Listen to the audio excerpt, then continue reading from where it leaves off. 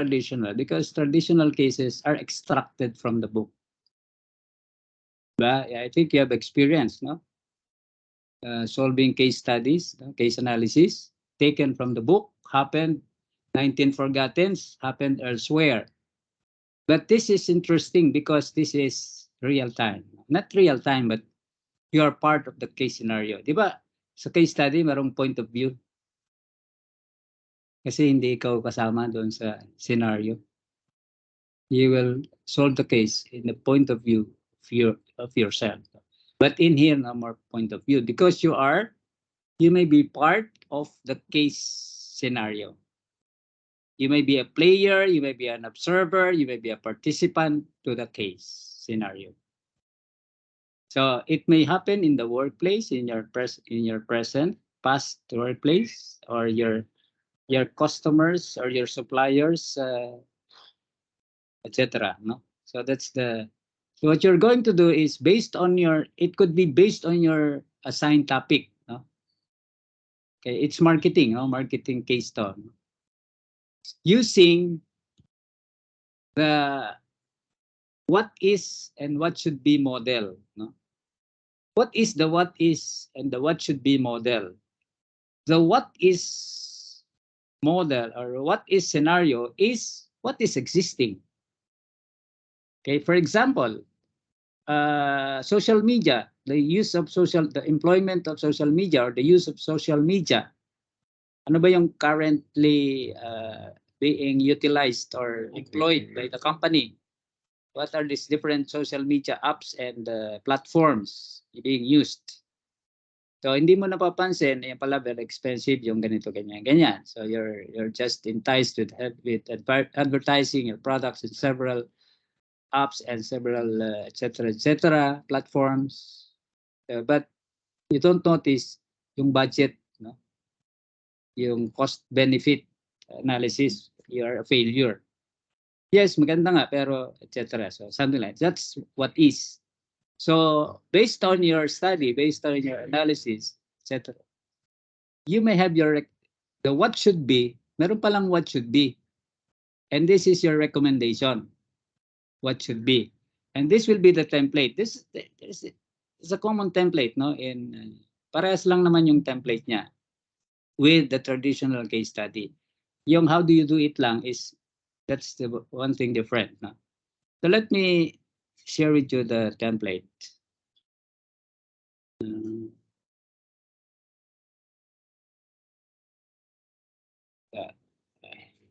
For a while, for a while.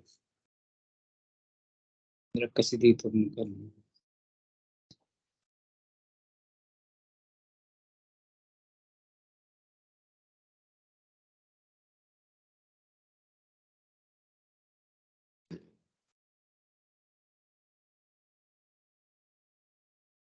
you see now the template? Yes po, Doc.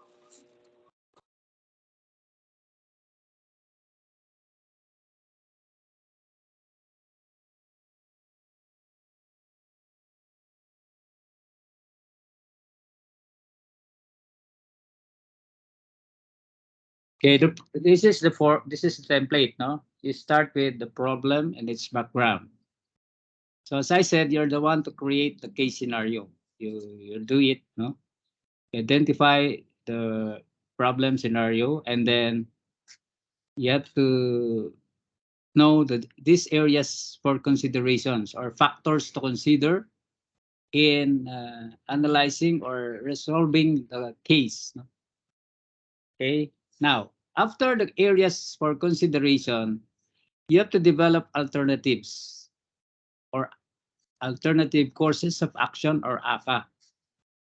Okay, so the ACA or the alternative courses of action, the ACA, you should have at least 3 ACAs, no? 3 alternatives.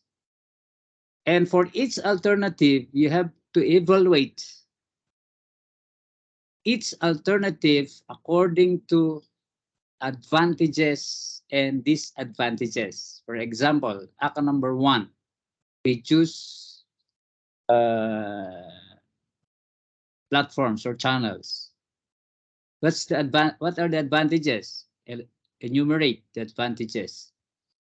Ano naman yung disadvantages? Again, enumerate. Alternative course of action number 2, the same. Advantages, disadvantages, until you get into 3, the third alternative. You can have 4, or it's up to you, but the least or the minimum is 3 alternatives. And of these 3 alternatives, the next phase is your recommendation. Recommended plan of action. Where do you get it? You get it from your alternatives.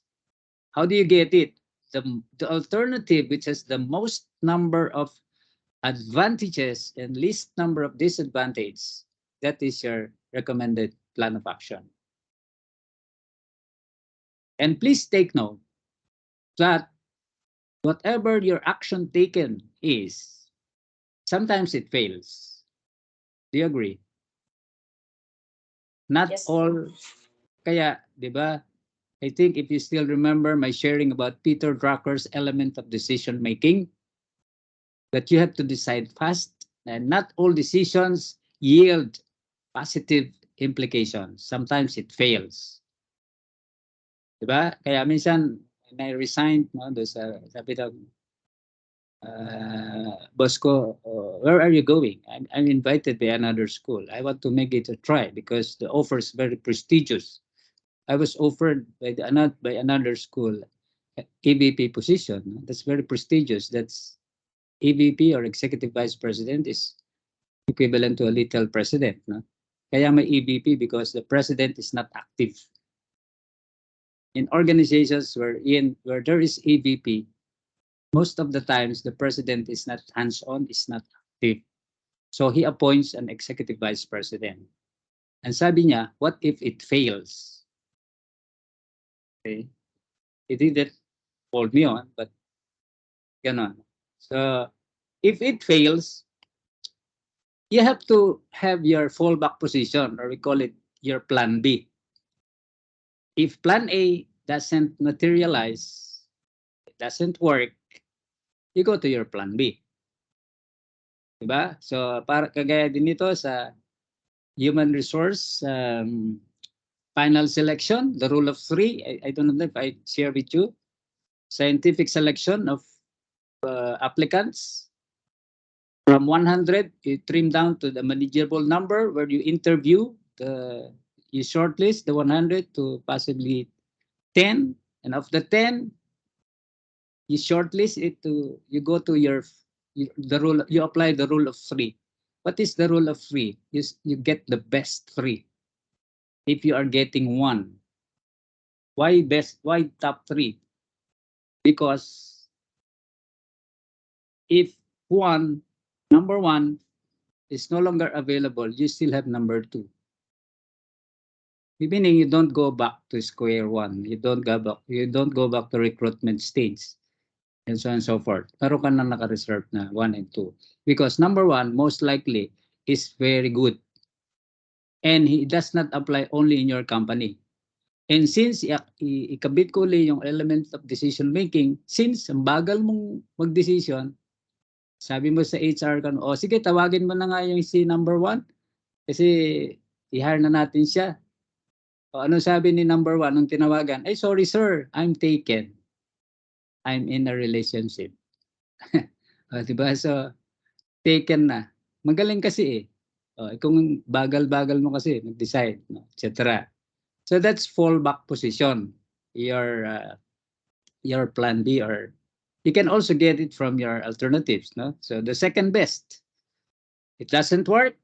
Flying doesn't work, or sailing doesn't work. You wish to travel, going to Cebu. First kwan mo is by sea, by the boat. No? Kasi mura. Bumagyo. Malakas ang ulan. You have no option. You go Cebu Pacific kung gusto mo ng Cebu Pacific. Paano nga ang Cebu Pacific?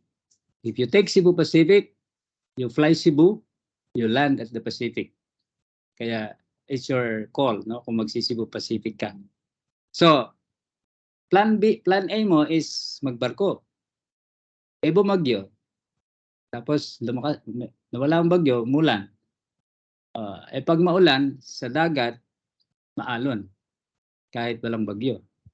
So you don't want to gamble. You take aircraft, whether PAL, AirAsia, or Cebu Pacific. That's your plan B. Okay, if plan A doesn't work, you go to your plan B. And you go with your conclusion. Okay, so that's the template. You will notice that the template is the same as the traditional case study. The model, how you get into it, is just different. It's non-traditional. So any question about this one? You will submit it. Magtatanong ka yan. Sir, kailan submission? Yes, Doc. Kailan po? Tomorrow. Huh? Kasi gabi na. So you may submit it. The pressure on this muna. Okay? Kasi meron pang isa. If you don't have question on this, I will go to the final. No, sir, how many pages po, Doc? Which one? The I will study. send ko sa what do you call that? Sa GC. Kasi pag dito, yata recorded to eh. Recorded ba ito? Oh, Recorded, Doc. Being recorded, Doc. Okay. Anyway, para Yes, at least yung may mabasa kayo. Magaling sa GC or sa MS Teams, no? Okay, thank you, Doc. Something to recall, no? Especially compliance. Kasi minsan, sabi ko na-deliver ko na, sir, hindi, ano nga yung sinabi nyo? Di ba? Di mag-uulit ako. Di ikuan ko na lang. I just deliver it via messenger and as to, actually it's not number of pages, no? It's number of words. Number of words. I apply the number of words requirement. Hindi number of pages.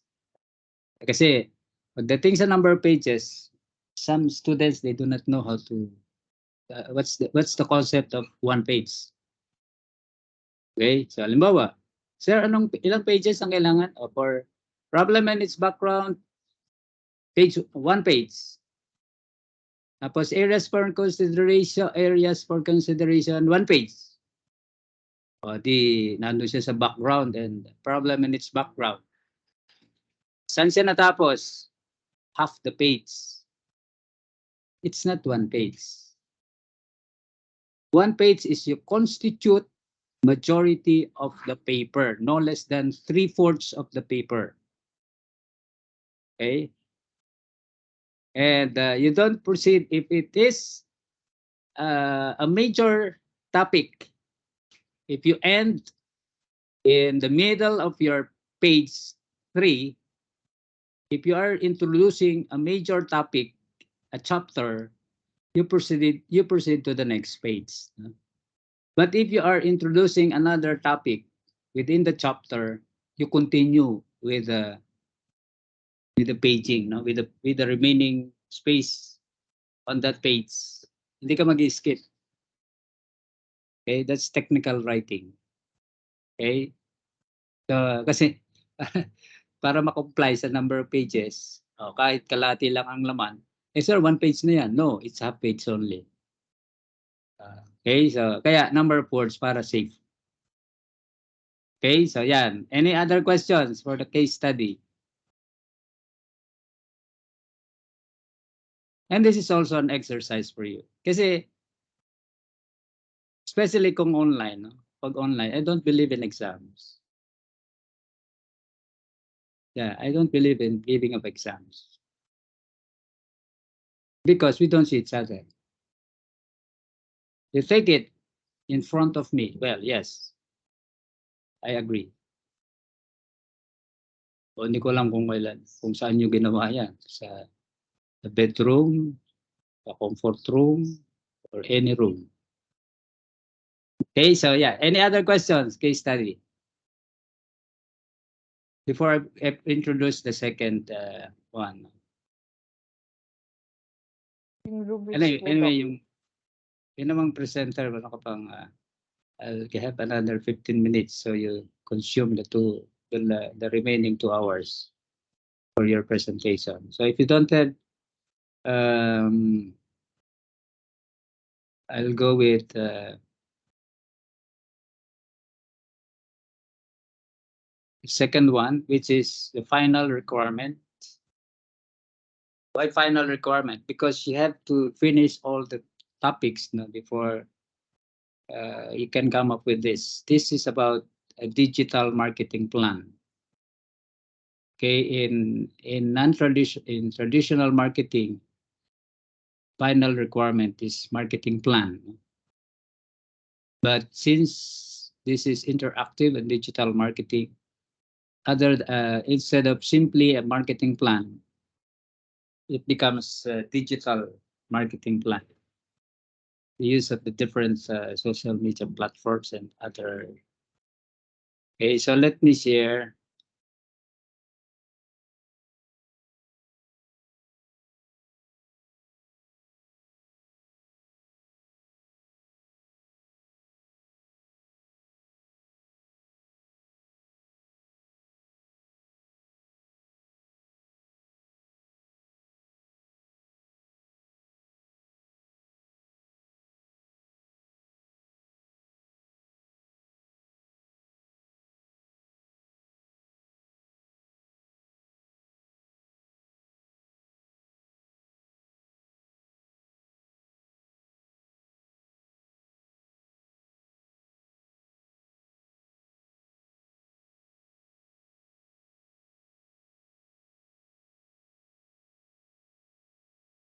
Okay, this is your final requirement.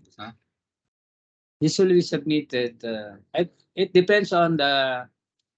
When I set deadline, I just give allowance to the deadline given to us by the college, or by the department. If they say, sir, deadline for the submission of your grades will be April 10. So for example, sabihin lang natin, April 10. So basically, I require students to submit a week before the final schedule of submission of grades, because I want that I give you a little allowance for, say, for example, if you submit a faulty, for example, a faulty digital plan. What do you call that?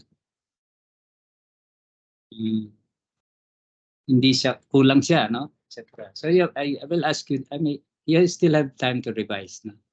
But since in the interest of time, because this is a full-length semester, for regular class, if we finish early the presentations of the different topics, we will go back to the cycle. No?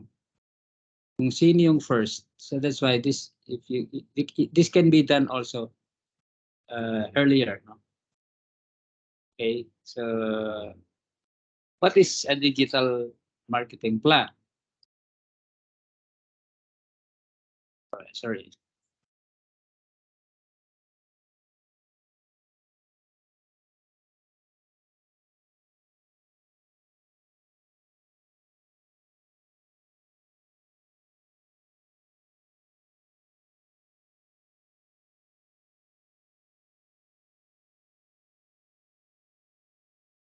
Okay, this is a core document that you're going to use to map out how you market your brand or your product in the digital space.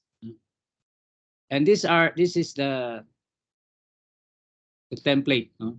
You start with executive summary, then you have your situational analysis, brand definition, target audience or buyer persona, you have the goal setting, digital marketing strategy, and your budget.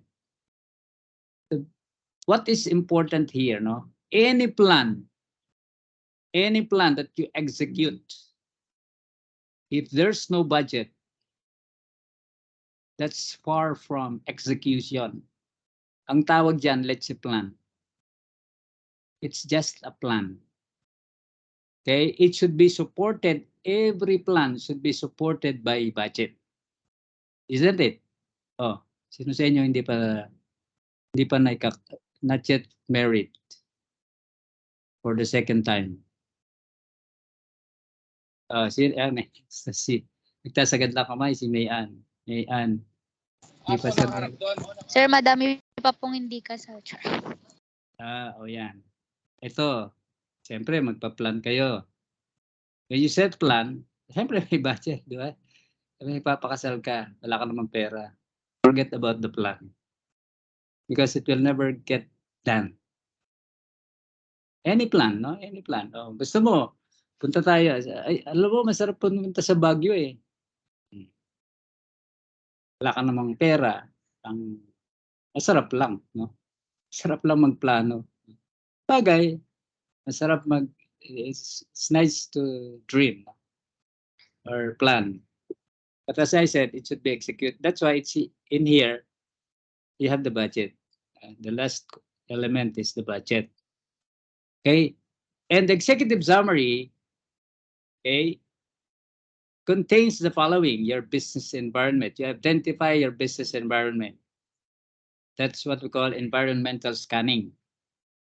And discover the key issues that have emerged from your situational analysis.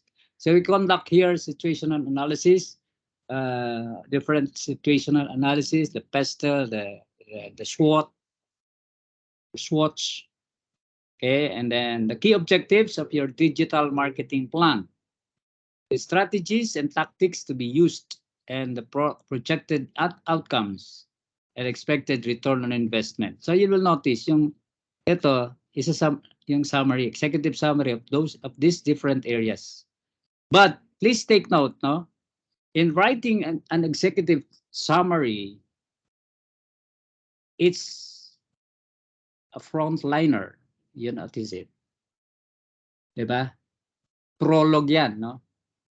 It introduces your plan. But you cannot, when do you think you will do this? When do you think is the time that you write an executive summary? Anyone? Kasi una yang ipapresent eh. After meeting the whole plan. Yeah. After. So it's done. It's the last phase, no? It is the last phase. Kasi you can never write an executive summary. Hindi mo naman tapos pa hindi mo pa alam kung magkano yung kakalabasan nito, yung ROI, magkano. Hindi mo alam yon. Hindi mo alam kung anong marketing strategies you're going to adopt. If you're complete with these areas, business environmental scanning, SWOT analysis, until you get to know your expected ROI, what is the project cost, and so on and so forth. That's the only time that you could write an executive summary.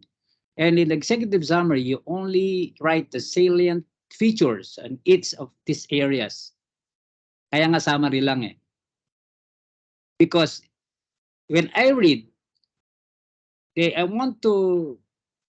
get attracted with your concept, with your digital marketing plan. I will look, I am a prospective investor, no? With your business, with your plan. I'll just look into the executive summary. And I'm very much particular about the bottom line. What's the bottom line? The ROI and the payback period possibly. How long will it take me to recover my investment? Diyan interested yung mga investors. Because they will shell out money. Kailan nila mababalik sa kanila yon? Na may, siyempre, tubo or, diba? Okay, so this is an example. And you know this, no? You do this. Anyway, I will not expound on this. The SWOT analysis, the strengths, weaknesses, opportunities, and threats, the external factors and the internal factors. What are your internal factors? Positive, negative. If it is we say internal factors within your control, If it is positive, it is your strength. If it is negative, it is your weakness. How do you do with your weakness? Give your best to convert your strength into to convert your weaknesses into strengths. Okay, likewise, this other two factors sa baba, they are beyond your control. They are outside environmental forces, and they are threats and opportunities. Opportunities, positive; threats, negative. So we conduct that now. You can also use the PESTEL model now. Okay, the political, economic, etc., legal. Okay, so brand definition. How do you go with your brand definition? You identify, or you have to know who are you as a company? What is your product? What is brand? As I gave you this now during my first lecture on the different product features. Brand distinguishes or differentiates your product with that of the other product. Okay, that's branding. How you differentiate yourself or your product with that of the other product. What makes you unique from other brands? No, nandito yung nandun yun sa business model canvas presented. No, when you talk about the key value, your value propositions. No, and I wish to add that it's not only value proposition, but it should be your unique value proposition. In sales, you call it USP, unique selling point. Okay, what makes your product different? Okay, so your product should stand out. No, so for example, in buko shake business or industry, there are several players. Consumers or customers, their buying public have their preferences. So your taste, your class, your presentation, etc., should stand out so that you win the market. And that's what makes your product unique from other brands. Isn't it? You should be a brand dominant.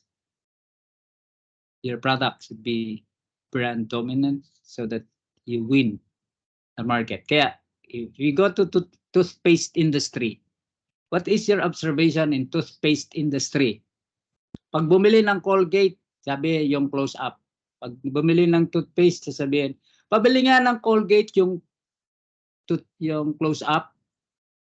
Why? Because Colgate was able to dominate the brand in toothpaste industry. Kaya toothpaste being generic, yung Colgate nagiging generic kasi nga word of mouth. Pag sinabing toothpaste, Colgate. Isn't it? That's brand domination. Okay. So what is your brand? Okay. What is your brand's mission statement? Okay. Why are you here for? Okay. What is your product here for? Okay. And what gives it purpose? No. So you have to know or deliver your purpose. Why you are producing? Why you are offering that product in the market? Okay. As again, no. As I said, no. Bottom line is to make profit. No. But how do you brand your product? So that's very important. No, what are your values? No, and who is your ideal? Very important here is identifying your target market. If you fail to identify your target market, I think you cannot go with an ideal product. But if you have your target market in mind, meaning I am preparing, I am producing this product, I am manufacturing, I am designing this product for this particular identified market segment. 7 o'clock. So that's how you identifying your target market, which will be the next one, buyer persona. And knowing and defining exactly who you are is the first step in creating a meaningful brand. Isn't it? What do you want to be famous for? For example, Pure Foods. No. Yeah. Poison paint. No, let's go to paint. I think you're aware of Boysen brand. No? Boysen is expensive. Expensive brand, not that expensive, but it's a premium brand, no, of paint, house paint. You go to Sausage, Pure Foods brand is also a premium brand,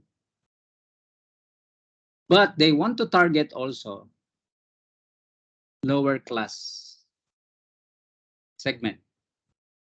So if they have the premium brand, they also produce the economical brand. What is the economical brand?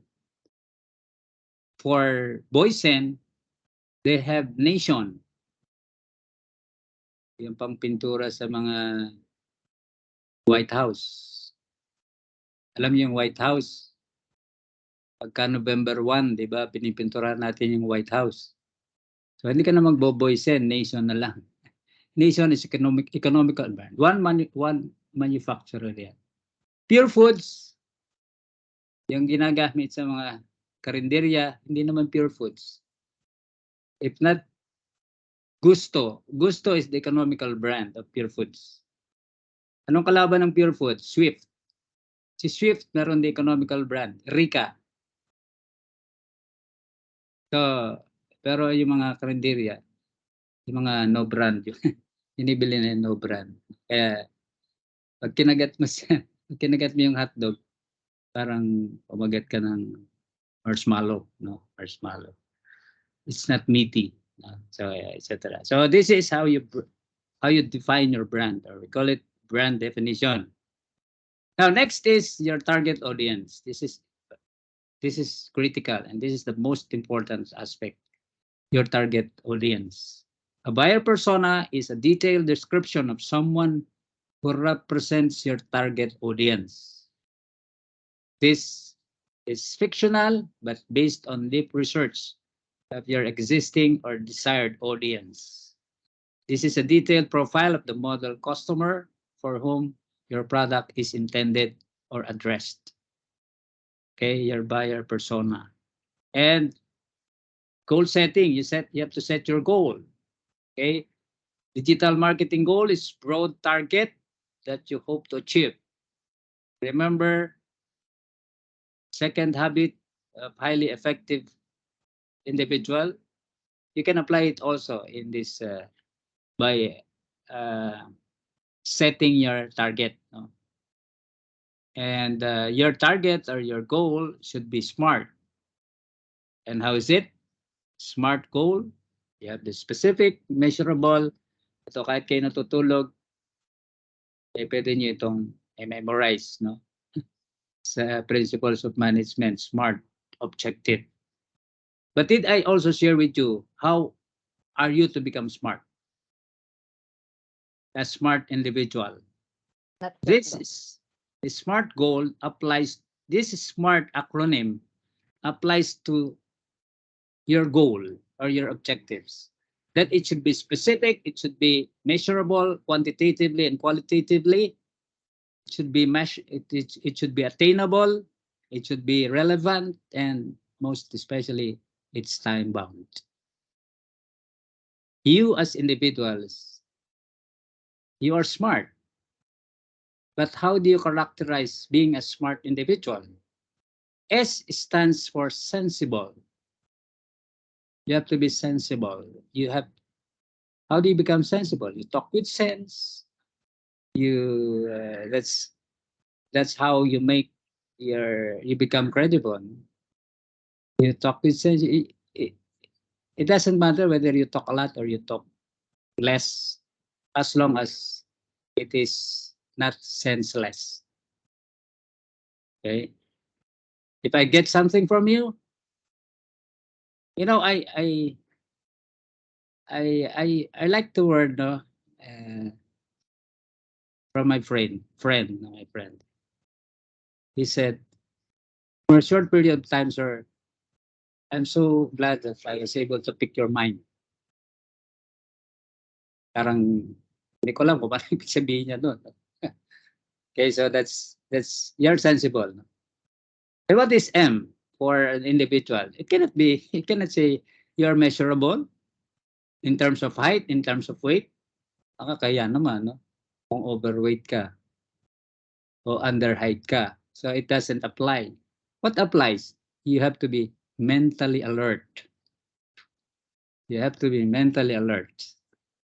Ano nga yun? Parang your hard disk is full. Diba? Pag hard disk mo is full, hindi ka makapag-isip, syempre, diba? So at your age, no, your hard disk should be still I don't say idle, no, but it's not empty, or it's not full. If it is full, you deload some of the thoughts that are not useful into your minds. Kaya ka nalilito. Tanggalin mo yan. That's mentally alert, being mentally alert. What is A? Articulate. Same with being sensible. It follows that you have to be articulate, or you have to articulate everything that you say. You walk the talk. Hindi yung talk lang.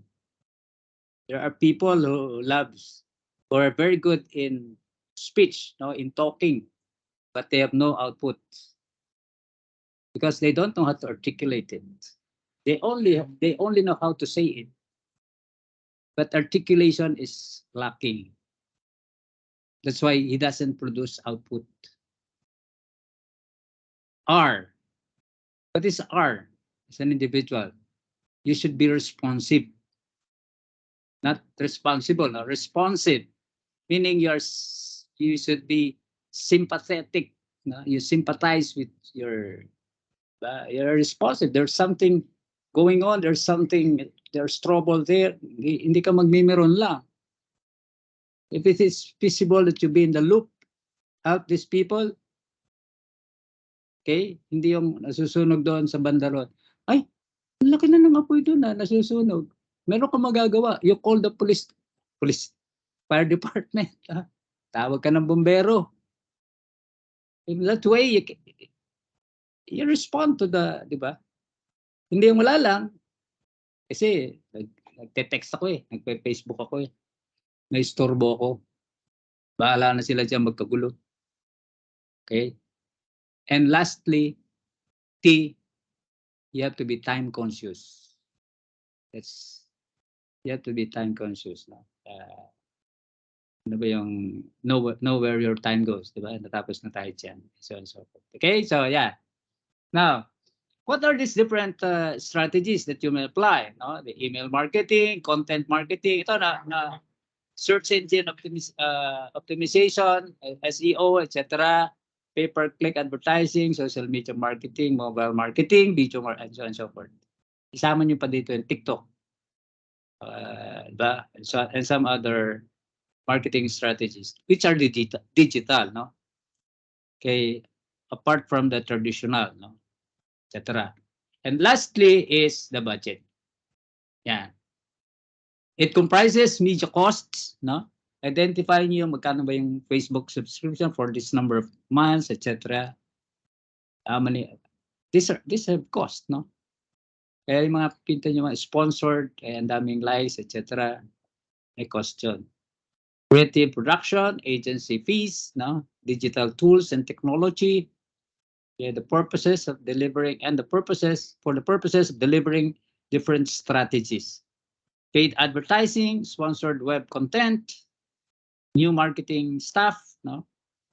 And so on and so forth. So anything that it entails cost, papasok mo yan, no?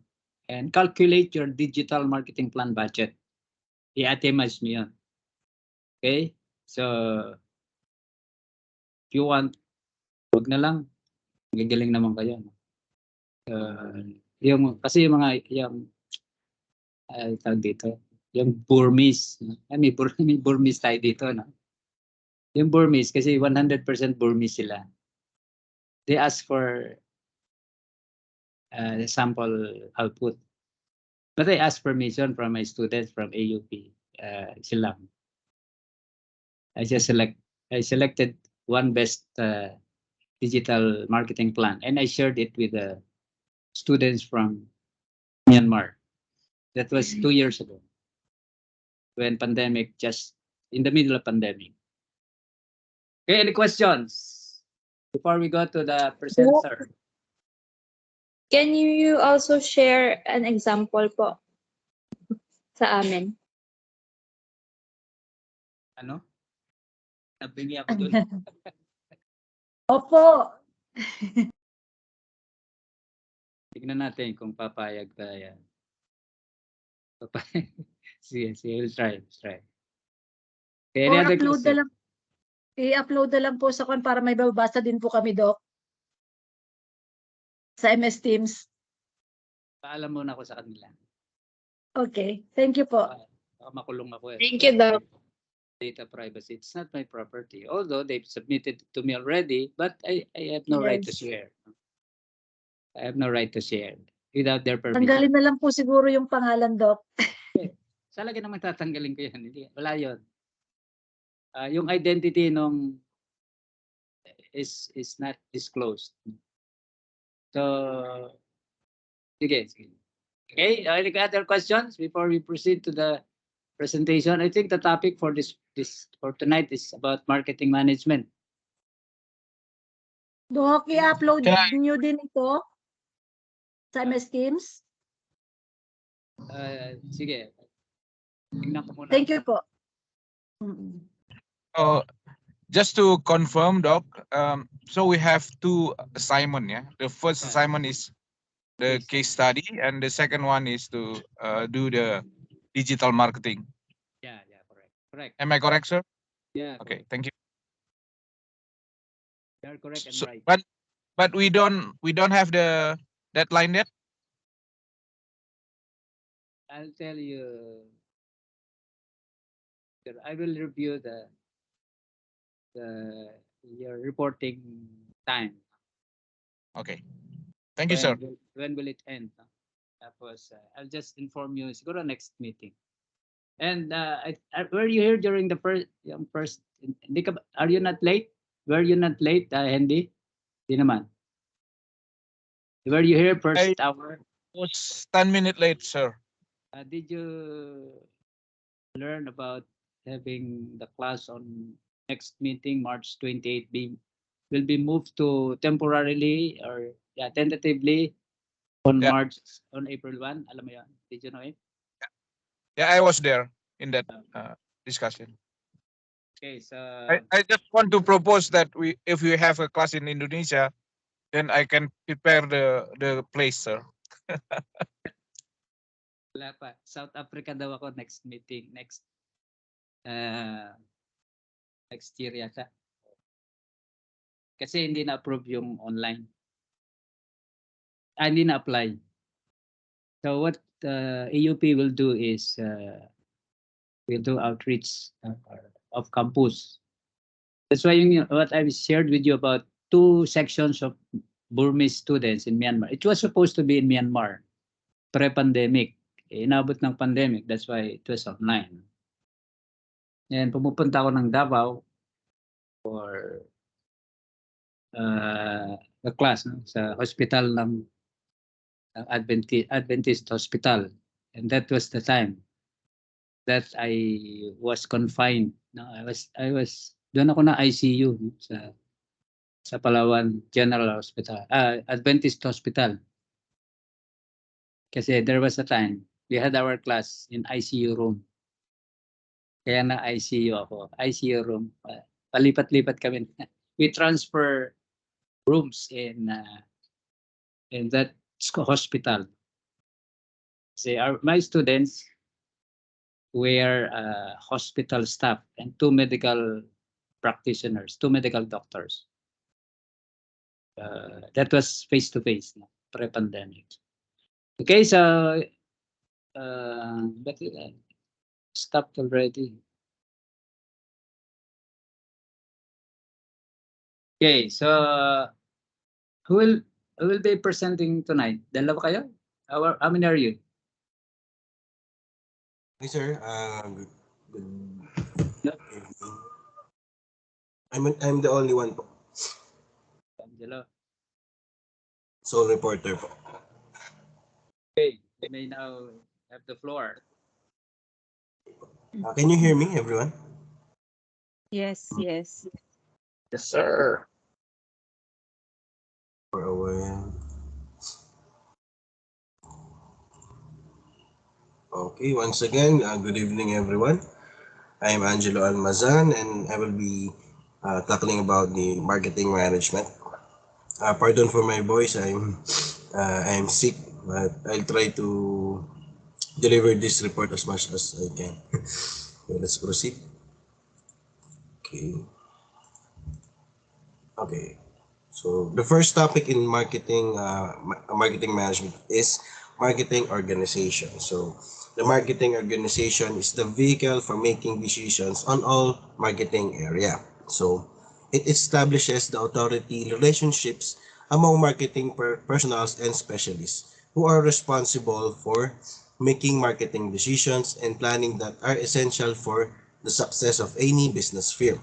Hence, we can say that marketing organization is an organizational structure which implements the policies of the enterprise, helps in taking decisions regarding production, packing, price, advertisement, sales promotion, brand, trademark, and channels of distribution, and etc. And it also helps in making marketing activities of the enterprise suitable to the needs and specification of the marketing and and it also helps in implementing the decisions so that predetermined objectives of the businesses may be achieved. Okay. So the next topic is the need for marketing organization. So in the technological arena, more modern marketing activities are consumer oriented. Thus, to sustain in the competitive market, the business enterprise requires a marketing organization that can take decision on the marketing factors. So product, price, promotions, etc. to satisfy the needs and desires of customers and maximize profit of the enterprise. Therefore, a sound marketing organization is the pillar for success for any business enterprise and provides a framework to establish an authority among the sub among the subordinates, locate responsibility, establish sales routines, enforces proper supervision of sales force, avoid repetitive duties, and enable the top executive to devote more time for planning policy matters. So, as such, the need for marketing organization arises on the account of the following reasons. So, I found this five: lack of initiative to balance individuals' goals and organizational goals, to avoid conflict. Organization ensures proper performance of different functions and nature of marketing jobs. So as for the first one, lack of initiative. So in the organization, people lack initiative to undertake specific responsibilities on their own. They are unable to maintain close relations amongst themselves. So hence, they have to be brought together and specify authority and responsibilities have to be assigned. So to balance individual goals and organizational goals, in our organization, uh, employees are guided by individual goals, which are quite different from organizational goals. So to reconcile the two goals, excuse me, the organization became necessary. So every individual tries to balance the individual goals with the organizational goals. Third one, to avoid conflict. So organizations consist of people who have vertically or horizontal relationship. So this may lead to confusion and conflict if lines of authority and responsibilities are not clearly defined. So therefore, organizations of activities became essential. Each individual should know his or her specific role, responsibility, and authority. So this will ensure proper coordination of activities and organization. Fourth one, organization ensure proper performance of different functions. So marketing involves various functions and sub-functions. People in the marketing department should be clear with their specific marketing responsibilities. So further, our balance is to be achieved with other functional departments like production, finance, and personnel. And the last one, nature of marketing job. So the nature of marketing job is such that it involves people in activities such as idea, innovation, and behavior of consumer and other intermediary. So the study of complex human behavior becomes organized. So a good organization structure ensures proper coordination, willingness to perform the complex task. So we'll proceed with the another subtopic of marketing management, which is channel management. And before that, I will try to show you a video. So please inform me if you will not be able to hear any sound coming from the video. So let's proceed.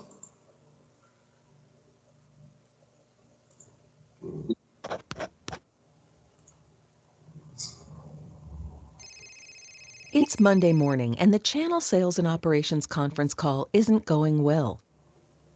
Jane, the sales VP, just got an inbox full of emails from unhappy distributors and reps because rebates and credits from last month weren't paid on time. And Louis, the controller, isn't happy because sales didn't get him the weekly channel revenue numbers he needed for last week's exec planning meeting. And Marie knows that this means she'll be up to her elbows in spreadsheets for the next few evenings and weekends, reconciling claims and sorting through POS and inventory reports. But Marie is a smart cookie, and she calls her friend AJ, who runs IT. AJ, how come we can't fix this problem? She asks. Well, we decided to try to get by using our old systems, says AJ. And honestly, they just can't support our business anymore. Marie, take a look at Entomo and see what you think. So, using Entomo, we can avoid these incentive calculation and forecasting problems? Asks Jane. Yes, says Marie, we can solve those problems now, and well, let me show you what else we'd get.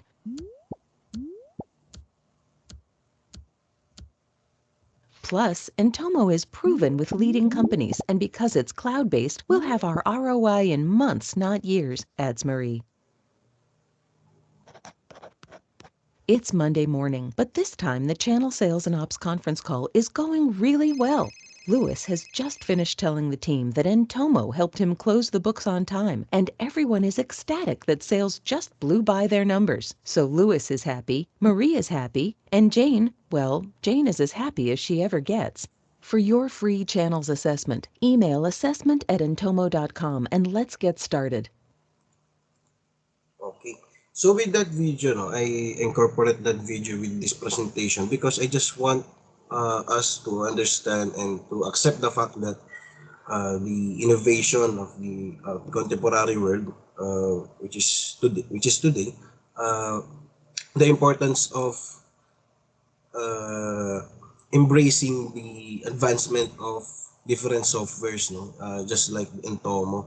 So we personally are, and also in our company, we don't use that, but I just found that also in our organization, we use different softwares, no. Especially one example is Workday. I don't know if you're familiar with that. It's more user-friendly software, no. So it yes, it is for HR. It is focused more on HR, but I just want to reiterate the importance of embracing and understanding the advantages of new softwares, no, or it is because it is also part of the innovation. Ayan. So channel management. So the term itself, it is widely used in sales marketing parlance. It is defined as the process where the company develops various marketing techniques as well as sales strategies to reach the widest possible customer base. So the channels are nothing but ways or outlets to market and sell products. So the ultimate aim of any organization is to develop a better relationship between the customer and the product. So as what you can see in the slides, these are the examples of channel management. The first one is channel architecture, which channel architecture is the basic framework for any channel, any channel in channel management. So it encompasses how the product is provided by the producer to the consumer. Second one is channel strategy. So this aspect involves your sales and distribution blueprint, such as how you plan to expand your market and what specific action plans you will put in place to improve your e-commerce channel. Third one, channel design. How will you implement new channels? So for instance, you may create an affiliate program to encourage certain types of people and companies to help sell and promote your product. Sales management. Later on, I will tackle on briefly why is it sales is always connected with marketing. No? So one good example of that in our organization, one of our division is called sales and marketing. So with that, no, we can clearly see how and why is it always connected with marketing, which is yung sales. So once again, sales management. So this aspect involves how you will manage sales and other partners. So this could include things such as what incentives you will offer to drive sales. Okay, channel conflict. How do you plan to address conflict between channels that are unfair to one party or counterproductive? For instance, if you are using an e-commerce solution that undercuts your affiliates, you must address this conflict. So when designing channels, you must pay careful attention so one channel does not create a conflict for another channel. So relationship management. So this aspect involves establishing and managing relationships with vendors, affiliates, etc. and overhead. So, okay, let's proceed to another slide. So, continuation with the examples. So, relationship management. So, this aspect involves establishing and managing relationship with vendors, affiliates, etc. over time. And second one is, and the sixth one is brand experience. How do you plan to develop a brand experience that is consistent across all channels? So including if you sell online through social media, as well as physical locations such as stores, boutiques, and more. For instance, if your brand voice emphasizes making customers feel loved and appreciated, this should happen no matter where your customer go. So for example, various beauty brands make their customers feel pampered. This is much easier to do in person, as this can allow you to massage, apply makeup. So this is what I don't know if you're familiar with this, no, but several bazaars or typically in bazaars it really happens, no. I just watched one example of this with Vicky Bello, no. So with her strategy as the one who creates or formulates the skincare whatsoever. One of her bazaars in another country. She was the one who uses the product itself, no, to the customer. So that is one way of good marketing, no? So yeah. The next one is pricing. So these methods involves using channel-based pricing strategies. For instance, a luxury bakery that only sells certain products in upscale areas is an example of pricing as channel management. So sales and operations planning. This method involves taking the time to match the goods or services you are producing with the general demand. So for instance, if you have a product or service that is more popular during certain times of year, for example, Christmas, no? So in relation with this Christmas decoration or whatsoever, so you want to increase production in the spring or summer. When we say if you want to increase production in the spring or summer, so for example, anything that is related with swimming, so that is sales and operations planning. So revenue management. How will you optimize revenue for your available inventory? So for instance, a retail store may sell swimsuits at full price until near the end of summer. So at which time it would likely discount the inventory to make more room for fall and winter products. So this is somehow related with sales operations and planning. And lastly, the distribution. So this aspect is focused on how you will deliver on your obligations to both channels, partners, and customers. For example, this could include property managing logistics, such as product exchange and returns. Yeah, so the next topic is the sales organization. So the sales organization is concerned with planning, controlling of activities such as recruitment of employee, training the employees, equipping, assigning, rating, supervising, and paying and motivating the sales force. So in short, sales organization is concerned with profitable and efficient distribution of goods and services to the ultimate consumer. So sales are the lifeblood of business. So every business undertaking must have an efficient sales organization for selling its product. So I just want to reiterate the connection or the relationship between the marketing and sales. So marketing consists of the strategies your company employs to generate interest in your business, while sales are the methods by which you convert that interest into a transaction. So that is how related marketing and sales is, no? Okay. So in case of small firms, the proprietor does this exercise himself or with the help of a few salesmen under his direct supervision and control. And so the need for sales organization does not arise. But as the business expands and the market to be covered becomes wider, it becomes too difficult for the proprietor to undertake and control sales activities personally. So for example, no, with FMCG industry, I just noticed that what they usually use organizational structure is more on geographics. For specifically here in the Philippines, no, most FMCG that I noticed that, for example, Pepsi Cola, they use geographic structure, no. So Luzon, Visayas, and Mindanao, they divide it by that. So because we all know the nature of FMCG, it comes from the word of fast moving goods. So especially here in the Philippines, it is more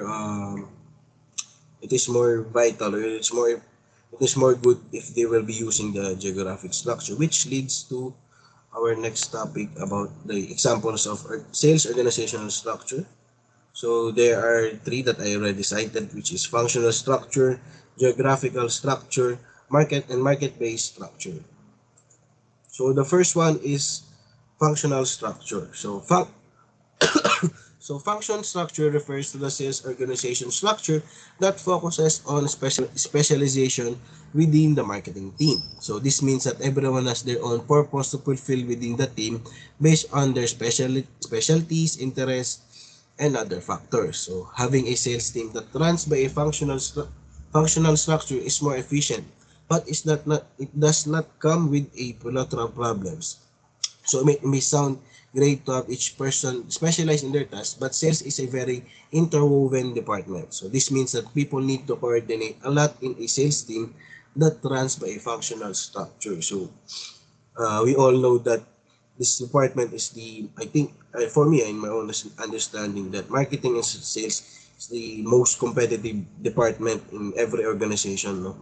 Because it, as what I've said earlier, it runs the business. The HR, the people and the HR, it might be the best resource, or the best resource, but the best resource, which is the human resource or the employees, must be competitive enough with sales, because this is how important each department is. I just want to reiterate the how competitive should marketing and sales should be in every organization. So yeah. Geography-based organizational design. Yan. Geographic sales structures sound like what they are. So sales teams that run by this structure organized by location. So for what based on what I've said earlier, no, for example, Luzon, Visayas, Mindanao, and as what I have observed, no, it is better that companies that companies should use geography-based organizational design here in the Philippines, since we are divided by three large islands, so which is Luzon, Visayas, and Mindanao. Okay. And the last example is market-based structure. In a market-based structure, also known as customer sales force structure, refers to a sales team that is organized by a customer or industry. More likely, they're grouped by industry. So by placing your sales reps in a specific industry, you're giving them a chance to specialize in that industry and that needs of the companies within the industry. I just want to go back with this. I remember something. So geography based, as what I observed, no, there are several positions that for us in our organization, we don't use geographic structure. We use functional structure, and we don't have the certain position that is called regional sales manager. So it is commonly used in geographic structure, no, from the word itself, that regional. So based from what I've studied way back years ago in my college days, just noticed that certain position, no, which is more likely and which is best suitable in geographic based structure. Yeah, so let's proceed. And so for the next topic, which is competing in the market. So in order for entrepreneurial spirit to thrive within a country, there must be a true market competition. So this could be defined as business environment where different firms located both within and out of a country have to compete with another solely on the merits of their goods and services. Excuse me. By contrast, uncompetitive markets should be described as business environment where companies receive special treatment and are protected from competition. So the pros and cons of market competition. So the first one is pros. So there are numerous benefits to competitive markets. When firms have to continuously compete with one another for sales and market share, they are incentivized to do so through the provisions of goods and services that are superior to that of their rivals. So in this environment, firms must constantly try to outdo one another in providing new, better, and less expensive goods and services. So the firm that does this the best wins the customer. However, it is ultimately the winner in this scenario as their subjective needs and wants are being met at fair market price. So because competitive market drives down prices, this frees up resources for a consumer to spend on other goods and services. So instead of having to spend the preponderance of their money on good, for example, they have the money to spend on another services as well. So this bolsters businesses and employment in more industry across the economy. So with this idea that with good marketing plus or with lower prices, so consumers will be able to have the privilege to spend on another services. For example, if I will buy a certain product that is part of my needs, and that product met my expectations and also met my budget. So if there's an extra for example, for my leisure or for myself, or what we consider as wants, so another company will benefit, which turns out if this idea continues, no, so the economy will surely be affected, because not only one business is not directly, but not only one business is affected by that market pricing, no? So that is how I see it. So the pros of market competition, if one company or one certain product will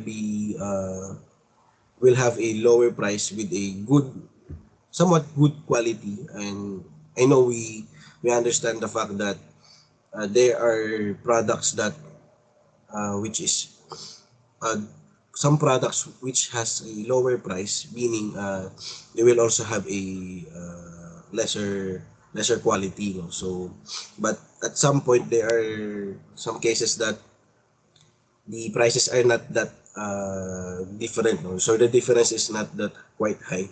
So it battles with the quality. So for example, if in one, for example, you bought a aqua flask or something like that, uh, with different or with a little with a little difference in price, and with the and as what for me, as what I observed, it is somewhat, I know it is somewhat the same, or the quality is almost the same, and the difference in price is not that high, but it will be part of my budget. So it is more, it is parang it is more sensible that I will choose the more the less the less or the more, or the product that has a low price. So even though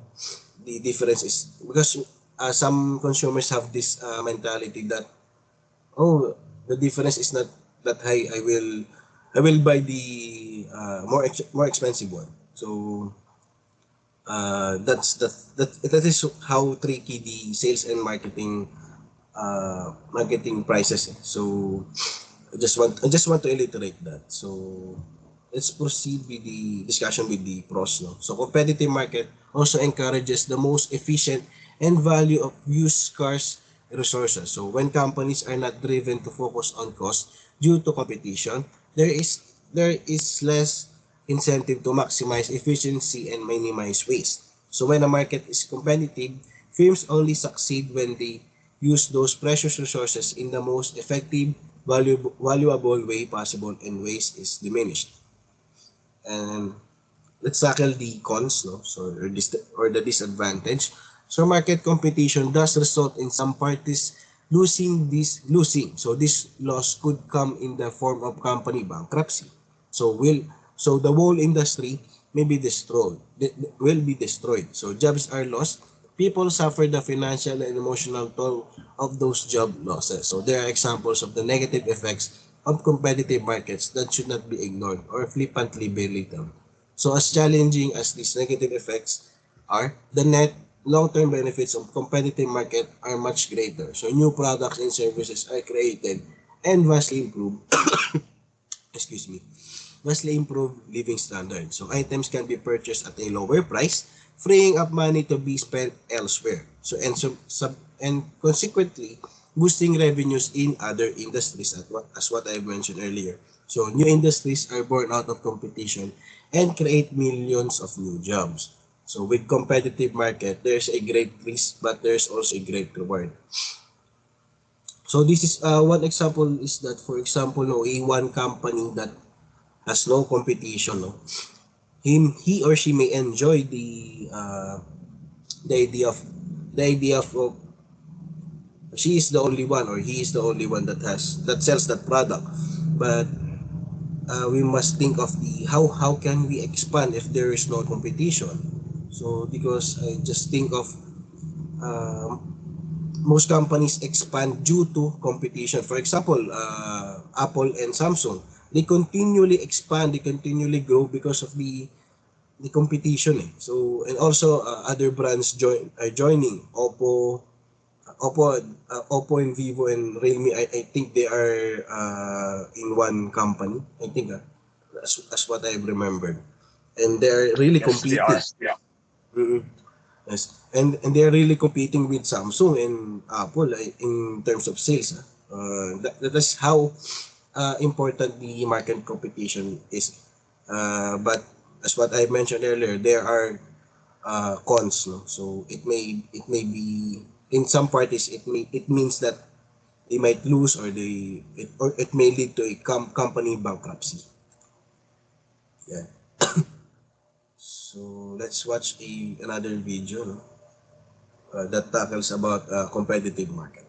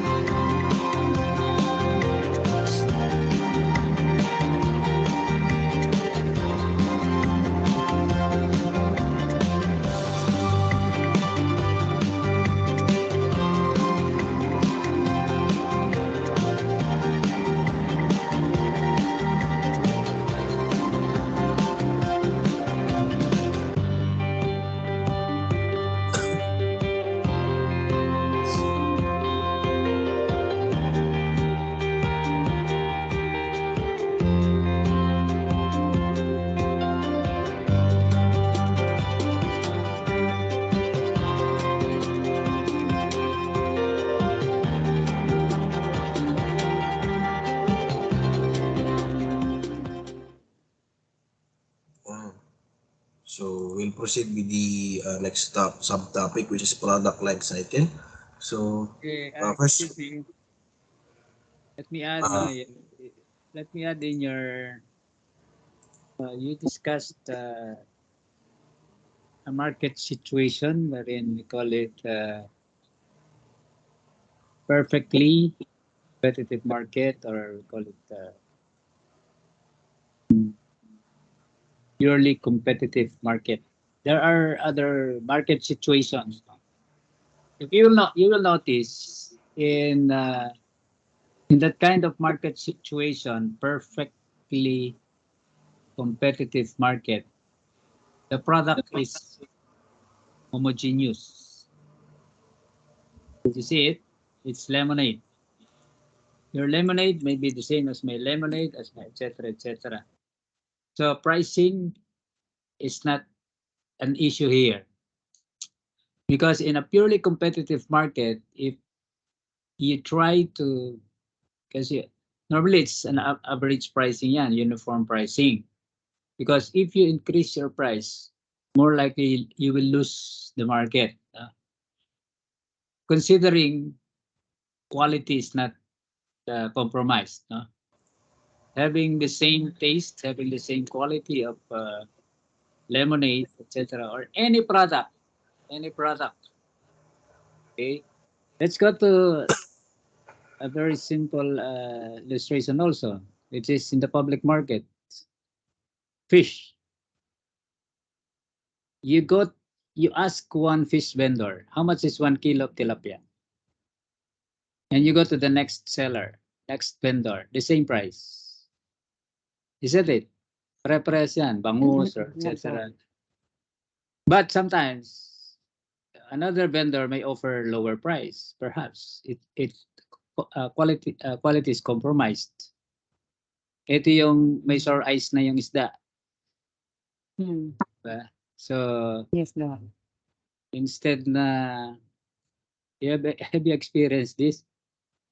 Before you eat the fish eats you first, eats your tongue first. Sa tulingan. Yeah. There's a bit itchy. Meaning, the fish is not fresh, but it commands lower price. But if you go for quality, so you choose the prevailing, what is prevailing price, same quality, and so on and so forth. So that's uniform, or what they call it, purely competitive market, or perfectly competitive market.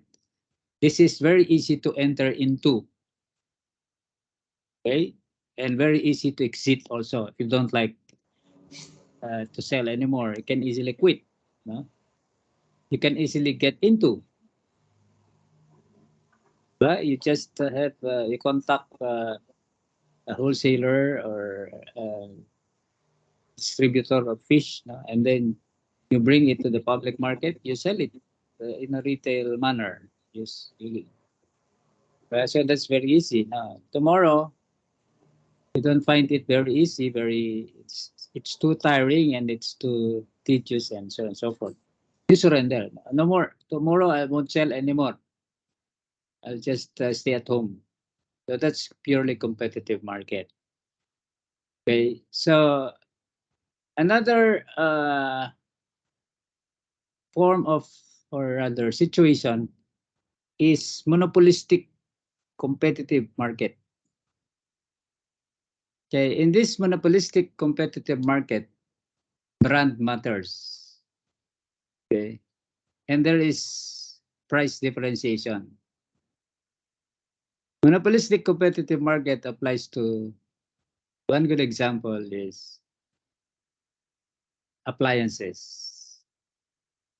Okay, television sets. In television sets, again, here in monopolistic competitive market, again, product is homogeneous, but there is price differentiation. Okay, there may also be the generic product may be homogeneous, but in terms of quality, it could be there could be price differentiation and quality and product differentiation. Oh, you go to SM Appliance Center. You compare Samsung with LG, with Sony. They have different pricing scale. Isn't it? But although they have their own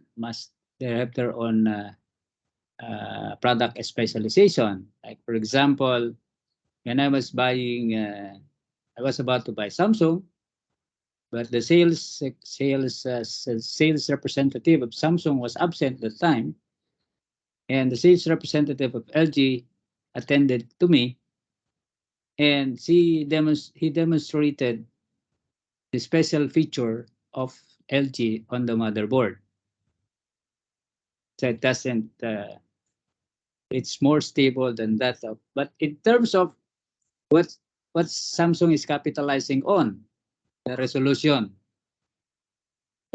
nice or clear resolution. If you want clear or resolution, it's Samsung. Okay, Sony has its own product differentiation. Likewise, there is price differentiation, meaning that the product is common. No? It's television set, but they have different price. Unlike in purely competitive or perfectly competitive market, product is homogeneous, but pricing is uniform too. There is no price differentiation. Otherwise, as I said, if you go higher, you lose the market. Isn't it? That's why you will notice in the public market, tabi-tabian, no? Side by side, they are selling the same tilapia, they are selling the same bangus, but same price. That's purely competitive market. Television by brand. Okay, and the brand speaks for the quality of the product. Mobile phone. What is the premium brand? It's Apple. like iPhone, and you have Samsung, and so on and so forth. Question: do they have the same? What do they have in common? Texting, messaging, camera, etc. But again, Samsung capitalizes on its feature, which is resolution, high resolution. That's why in terms of resolution, Samsung projects better, no, than iPhone. But iPhone is more expensive because of the brand, etc. Okay, so that's now we also have the what we call oligopolistic market situation. What is oligopolistic market situation? These are where there are few. Okay. But going back to these two market situations, no? Purely competitive and monopolistic competitive market. Here, there are plenty of sellers. Okay, there are plenty of sellers. That's the characteristic of these two kinds of market situation. Diba, you'll notice maraming appliance dealers, maraming fish vendors. If we go about purely competitive market, oligopolistic market, there are only few sellers. Sometimes they are termed as, sometimes in your area, in your place, sometimes they are considered as the big three. Okay, big three sellers. Okay, like for example, no, here in our locality, no, in the public market, there are three players, no, who are big players of vegetables, no, fruits and vegetables. They're the ones who go to Baguio City. They bring home truckload, jeepney load of vegetables, etc. And they cater to the retailers in the public market. These big three, they have their family names, no? Kuangko, etc. Tatlo sila. They are major suppliers.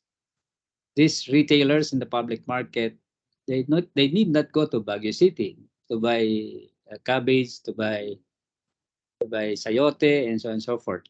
So they just buy from these three big stores. And 8 o'clock, 9 o'clock the most in the morning, they're already closed. And the ones surviving in the market are those retailers. Where did they buy their vegetables for sale? From these three big sellers. Okay, and they are playing in the oligopolistic market. Now, I think everybody knows that about this, the last market situation, which is lone player. If there is only one seller, we call it monopolistic market. When you monopolize the market, this is the advantage of a monopoly. Since you are the lone player, you are the lone seller, you can take full control of the price. Do you agree? You are the lone player. On the part of the buying public, it's the take it or leave it mindset. Take it or leave it. I am the lone player here. If you don't like my product, go. But you can never see this in any other, etc. That's monopoly. You monopolize the. I'll give you an example. I was in sales before. No, I was 3 times. Other than being a drug pusher, I also became sales representative of. Drug pusher ako dati, pero license na. I represent Unilab United Laboratories as med rep, medical representative. 8 o'clock. Okay, so sa ano ba yan? Yung, yeah. And I was also part of Pamana Marketing. No? This Pamana Marketing was the exclusive distributor of Noritake China wares, which are of export designs. You cannot find it in Rustan's.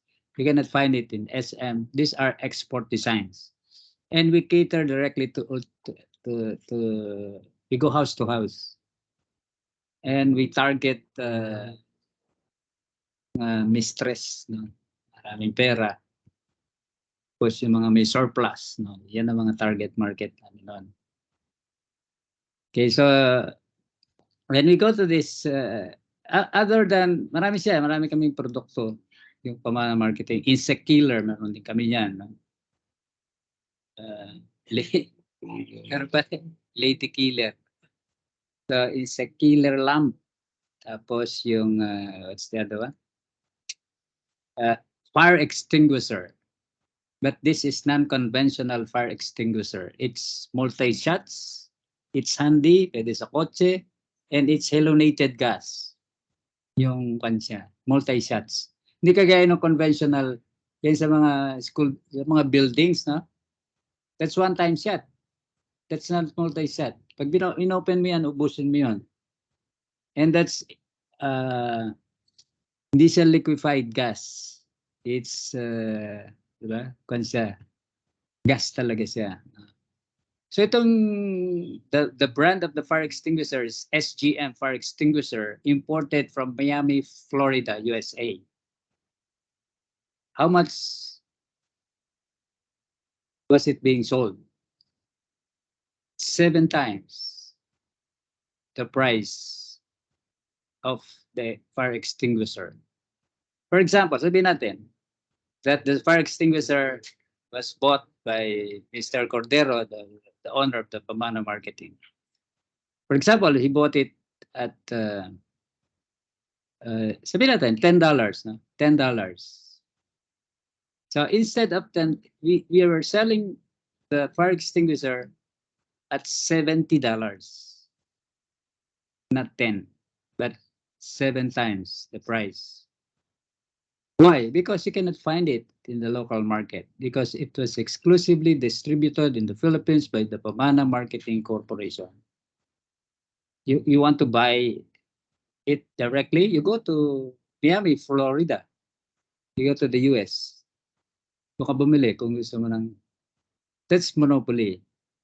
The take it or leave it mentality on the part of the suplado dito ang seller. Why? You can, yun nga, take it or leave it. So that's monopoly. Okay, so those are the 4 market situations, no? We have here in the Philippines. What do you think is or a practice monopoly here in the Philippines? May monopoly ba dito? Meaning he's the lone producer, that's why he can take hold of the price. Example of oligopolistic market, yung big 3 gas dealers, no? Or distributors. The Shell, kaya lang there are other independent players. Meron mga other independent players that you can buy at a lower, you can buy gas, you can fill in gas at a lower price. Diba? Dito sa Batangas, sa probinsya is yung Uno. And then the Red Field. They are independent players. So kaya mababa yung ano lang. Monopoly. Is there monopoly here? Did you think of any product or business? How about Meralco po, sir? Meralco, if you talk about Manila, if you talk about Metro Manila and those places being catered by Meralco, kaya lang outside Manila, merong mga electric cooperatives. Kaya lang, pagdating halimbawa, it could also be a monopoly, no? Pagdating halimbawa dito sa Batangas, tawag dito Batelec, Batangas Electric Cooperative. So walang Meralco, Batelec lang. Ayun. Kaya ang tawag sa kanila minsan Baterec. Laging brown out, kaya Baterec, patirik-tirik, no? So if it is Manila, if we talk about Manila, yes, power supply, electric power supply is monopolized by Meralco sa Manila. So monopoly here is by district. Yeah, that could Yes be Pero example. parang isa lang po sila, sir, kasi dito po is Iselco po yung tawag. Sa Manila, Meralco. Tapos dyan po sa inyo, iba din po. Pero parang iisang company lang po yata yan sa buong Kaya nga. Pilipinas. Monopoly by no. The power is being generated by National Power Corporation. And this power is generated and distributed to this different major player here is Meralco. But as I said, there are other IPP, independent power producers. So, ganun yung kaya yung mapapansin nyo pag in-itemize yung pagbayad nyo ng bill, meron dong mga charges. What is distribution charge galing sa National Power Corporation? Actually, ang Meralco, hindi naman siya direct supplier. Diba? Ang nagpo-produce ng power is the National Power Corporation. And they are of different sources. Water, which is hydro. Then the coal, which is yung sa Calaca, Batangas. They produce power through coal. Yung hydro, tapos yung windmill, which is also a source of power, and so on and so forth. And any other kinds of power. Okay, so yeah, by area, by yung monopoly ng supply of power supply. Sa kanya-kanya, sa Bicol, sa Naga City, na telco. Pero pagdating sa yun nga, respective districts, monopolize nila yung power kan, no? Kaya wala tayong magagawa. Hindi ka pwedeng lilipat na lang ako sa Meralco. Sa amin, no? Kasi adjacent town sa amin is Meralco. O hindi mo pwedeng sabihin, lilipat na lang ako ng Meralco. Otherwise, ang gagawin mo doon, lilipat ka ng bahay, punta ka Santo Tomas. Kung gusto mo ng Meralco. So that's monopoly by district. Okay, so any other questions?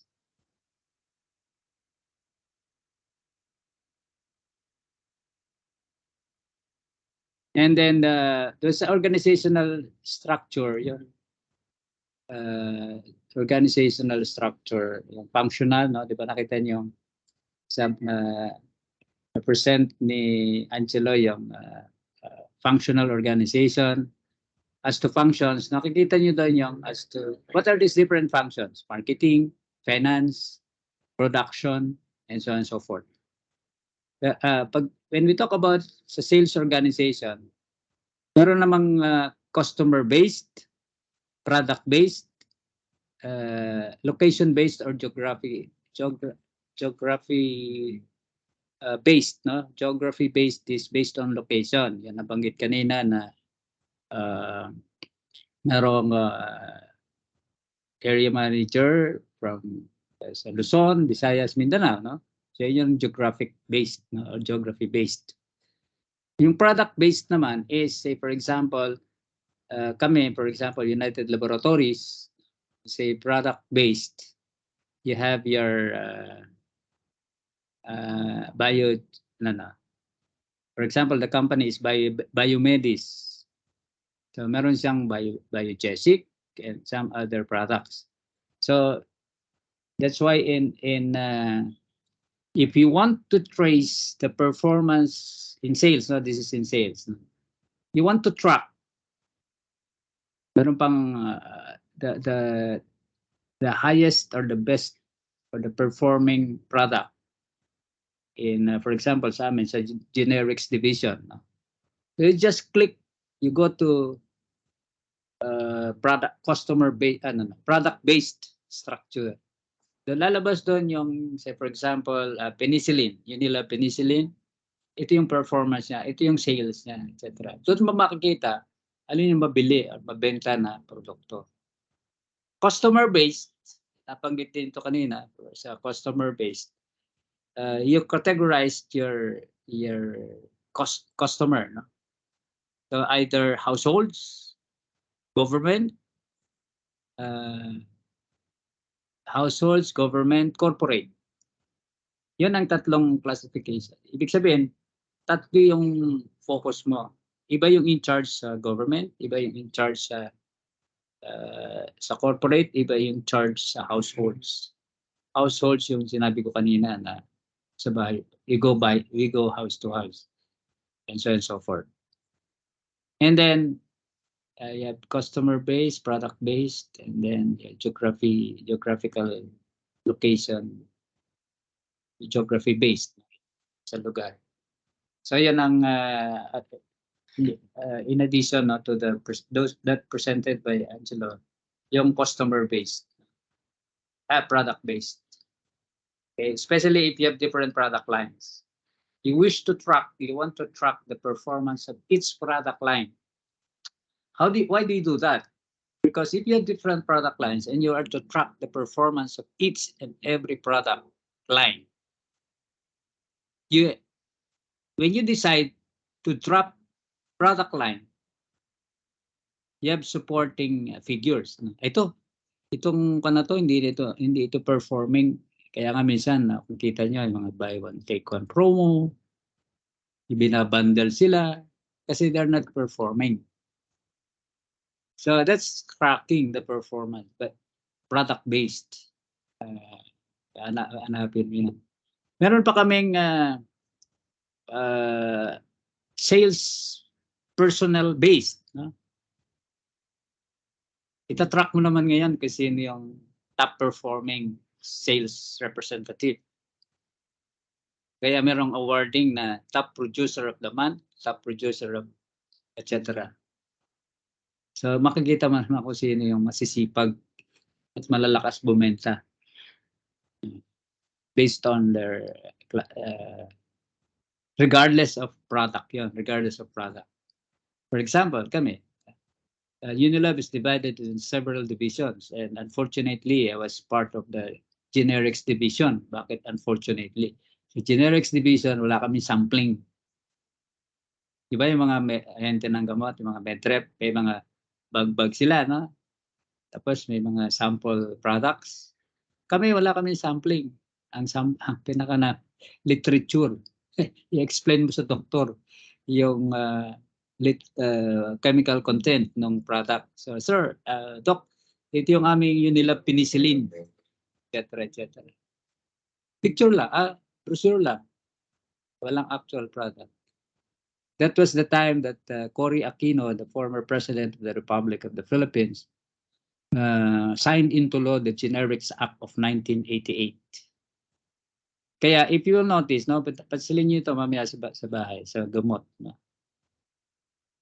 During prior to the Generics Act of 1988, what is prominent is the brand. For example, Biogesic. Biogesic is a brand. Paracetamol is the generic name. Ngayon, with the Generics Act, ang prominent is paracetamol. Yung brand, hindi mas prominent yung generic name, which is paracetamol, and then sa baba, yung Biogesic. But prior to Generics Act of 1988, nakabandera yung brand. For example, Biogesic, tapos ilalim is paracetamol. Okay, because of that, by virtue of that Republic Act or the Generics Act of 1988, so yan, sikat nun ang generic drugs. Kaya meron, di ba, yung TGP, the Generics Pharmacy, BrightMed, and so on and so forth. So, mura kasi ang generic. kaysa branded. And it's only in the Philippines that medicine is very expensive. You go to India, India is very, sa India, mura lang. Ang daming kasing pharmaceutical company sa India. Kaya lang, pupunta ka pa sa India para bumili ng murang gamot. Diba? Doon ka na lang sa Little India, sa Singapore. Okay, so, any questions?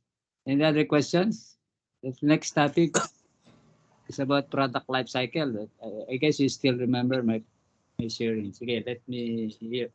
Let's hear from Angelo about this. Thank you, Doc, for your additions. So, I'll proceed with the product life cycle. So, excuse me. So, the term product life cycle refers to the length of time when a product is introduced to customers or consumers into the market until it's removed from the shelves. So, this concept is used by management and marketing professionals as a factor in deciding when it is appropriate to increase advertising, reduce prices, expand to new markets, or redesign packaging. So the process of strategizing ways to continuously support and maintain a product is called product life cycle management. So there are 4 stages, no? So how does the product life cycle work? So product, like people, have life cycles. So the life cycle of a product is broken into 4 stages: introduction, growth, maturity, and decline stage. So as product begins with an idea, and within the confines of modern businesses, it isn't likely to go further until it undergoes R&D, or research and development, and is found to be feasible and potentially profitable. So at that point, the product is produced, marketed, and rolled out. So some product lifecycle model includes product development as a stage, though at this point the product has not yet been brought to the customer. So the first one is the introduction stage. So from the word introduction, so it's the first stage. No? So the introduction phase is the first time the customers are introduced to the new product. So a company must generally includes a substantial investment in advertising and a marketing campaign that is focused on making consumers aware of the product and its benefits, especially if it is broadly unknown what the item will do. So during the introduction stage, there is often little to no competition for a product. So as competitors may just be getting a first look at the new offering. However, companies still often experience negative financial results at this stage as sales tend to be lower. So promotional pricing may be low to drive customer engagement, and the sales strategy is still being evaluated. The second stage is growth stage. So if the product is successful, it then moves to the growth stage. So this is characterized by growing demand, an increase in production, and expansion in its availability. So the amount of time spent in the introduction phase before a company's product experiences strong growth will vary from between industries and products. So during the growth phase, the product becomes more popular and recognizable. A company may still choose to invest heavily in advertising if the product faces heavy competition. However, marketing campaigns will likely to be geared towards differentiating its product from others as opposed to introducing the goods to the market. So a company may also refine its product by improving functionality based on customer feedback. So financially, the growth period of the product life cycle results in increased sales and higher revenue. As competition begins to offer rival products, competition increases potentially, forcing the company to decrease the prices and experience lower margins. So the maturity stage. So the maturity stage of the product life cycle is the most profitable stage. So that time when the cost of producing the market decline and marketing decline. So with the market saturated with the product, competition now higher than at other stages, and profit margins starting to shrink. So some analysts refer to the maturity stage as when the sales volume is maxed out. So depending on the good, a company may begin deciding how to innovate its product or introduce new ways to capture a larger market present. So this includes getting more feedback from customers and researching their demographics and their needs. So during the maturity stage, competition is at highest level. Rival companies have had enough time to introduce competing and improved products, and competition for customers is usually highest. Sales levels stabilized, and company strives to have its product exist in the maturity stage for as long as possible. So the last stage, which is the decline stage, is the product takes on increased competition as other companies emulate its success.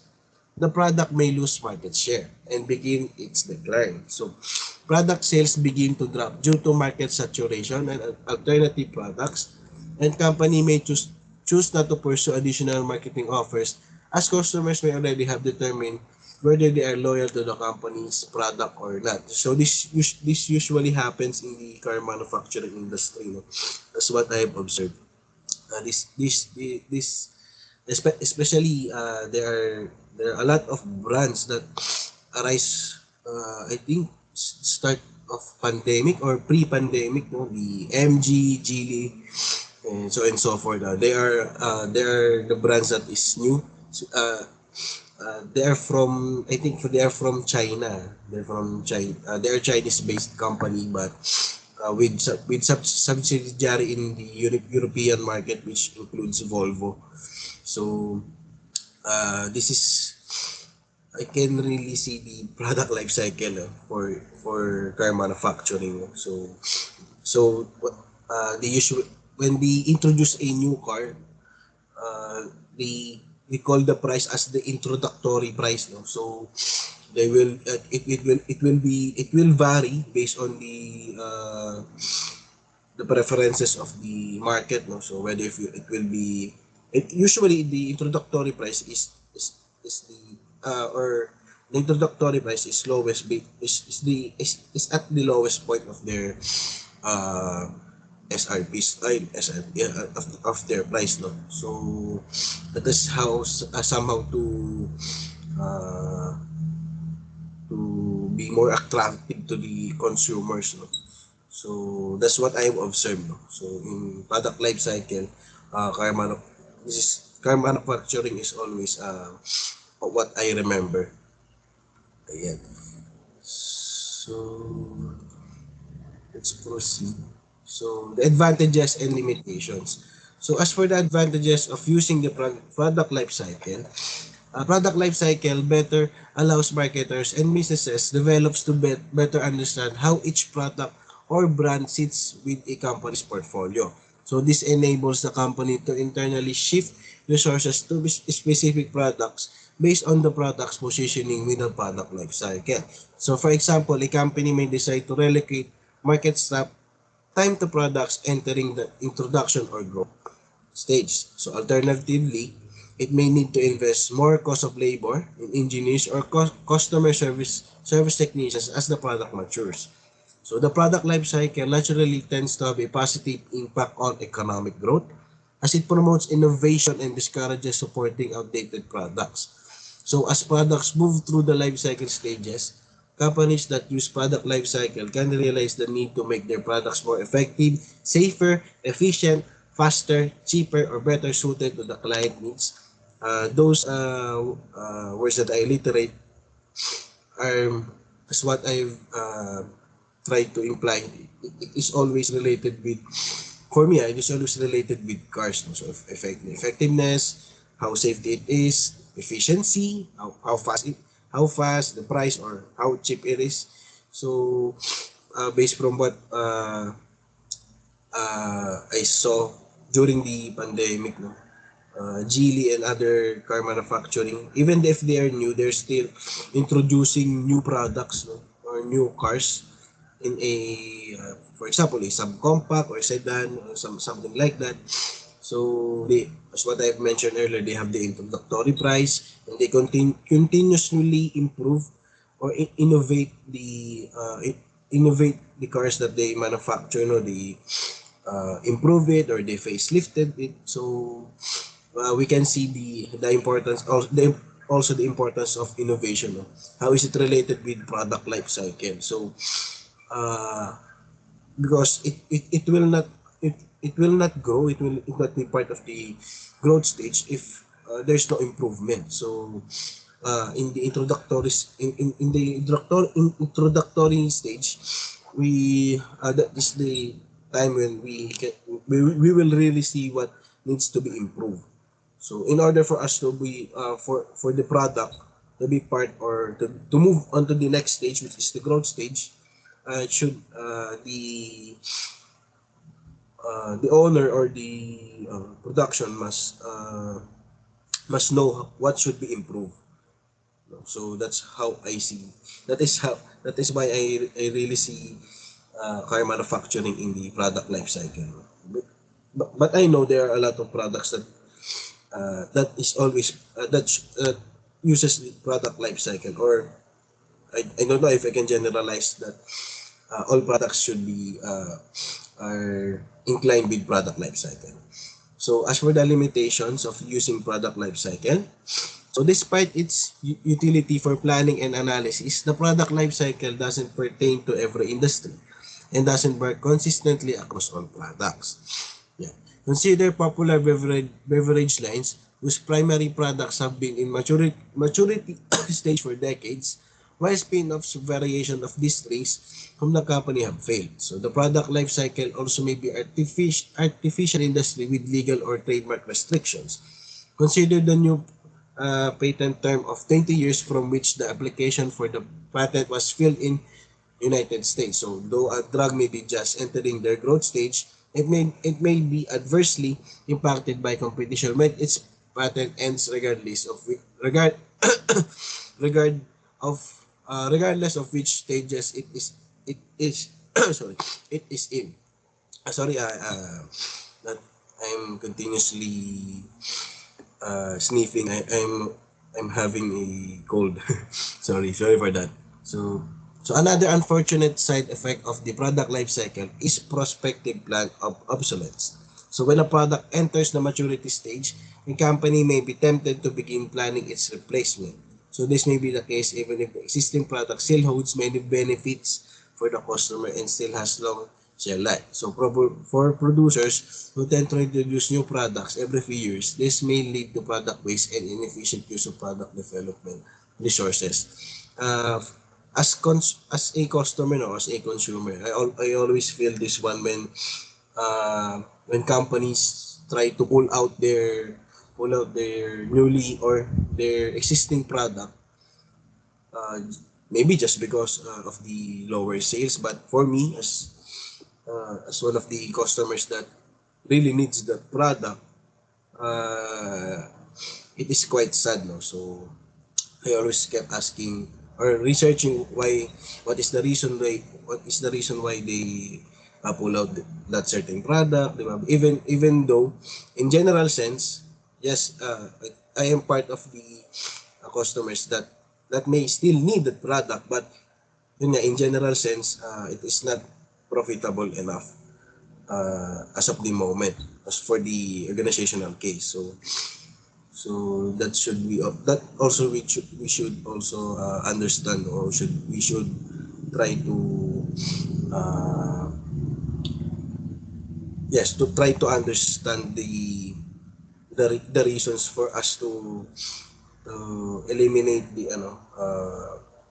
for me to I try to do that for me to eliminate the sadness that I experienced due to this fact, man.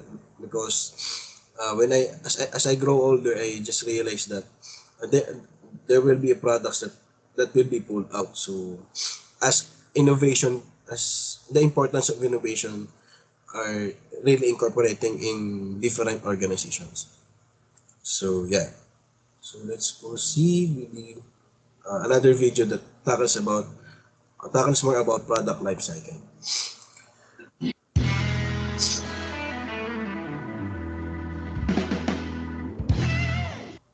Just like human beings, products also have a life cycle. A typical product moves through 5 stages during its lifespan. Even the lifespan differs from product to product. The first stage of product cycle is that of introduction, in which a new product is launched in the market. The market condition is catered by no or low competition. The expenditure of a company is heavily spent in advertising and sales promotion. In order to create demand for a product, some marketing strategies popular in this stage are money back guarantee, attractive gift as an introductory offer, heavy incentives to dealers and institutors. As a product gains acceptance, demand and sales grow rapidly. Due to increase in competition, price falls. Economies of scale occurs as production and distribution widens. The promotional expenditure remains as high as competition increases. The strategies to be adopted in growth stage are new version of the product may be introduced, brand image of the product can be improved with the help of advertising, price of the product may be reduced in order to make it competitive, customer service is increased, and distribution channels are made stronger so that the products are easily available for the customers. The next stage is maturity stage. At this stage, price and profits fall because of competitive pressure. Growth rate becomes stable and weaker firms may decide to exit. Many firms try to improve their products in order to sustain in the market and beat competition. The strategies to be adopted in maturity stage are the product is differentiated from rival products with the help of innovation. Brand image is sought to be improved with the help of integrated marketing communication. The company tries to build new users for the product. The next stage is decline stage. Market peaks and then levels off during saturation. Few new customers buy the product and repeat orders disappear. Prices decline due to stiff competition. The product gradually gets replaced. In order to meet the competition, the company uses the following strategies. New package design is introduced. New features are added to the existing product, and selective distribution may be added in order to reduce the cost. The final stage is abandonment stage. In this stage, the company stops producing the product and exits the market.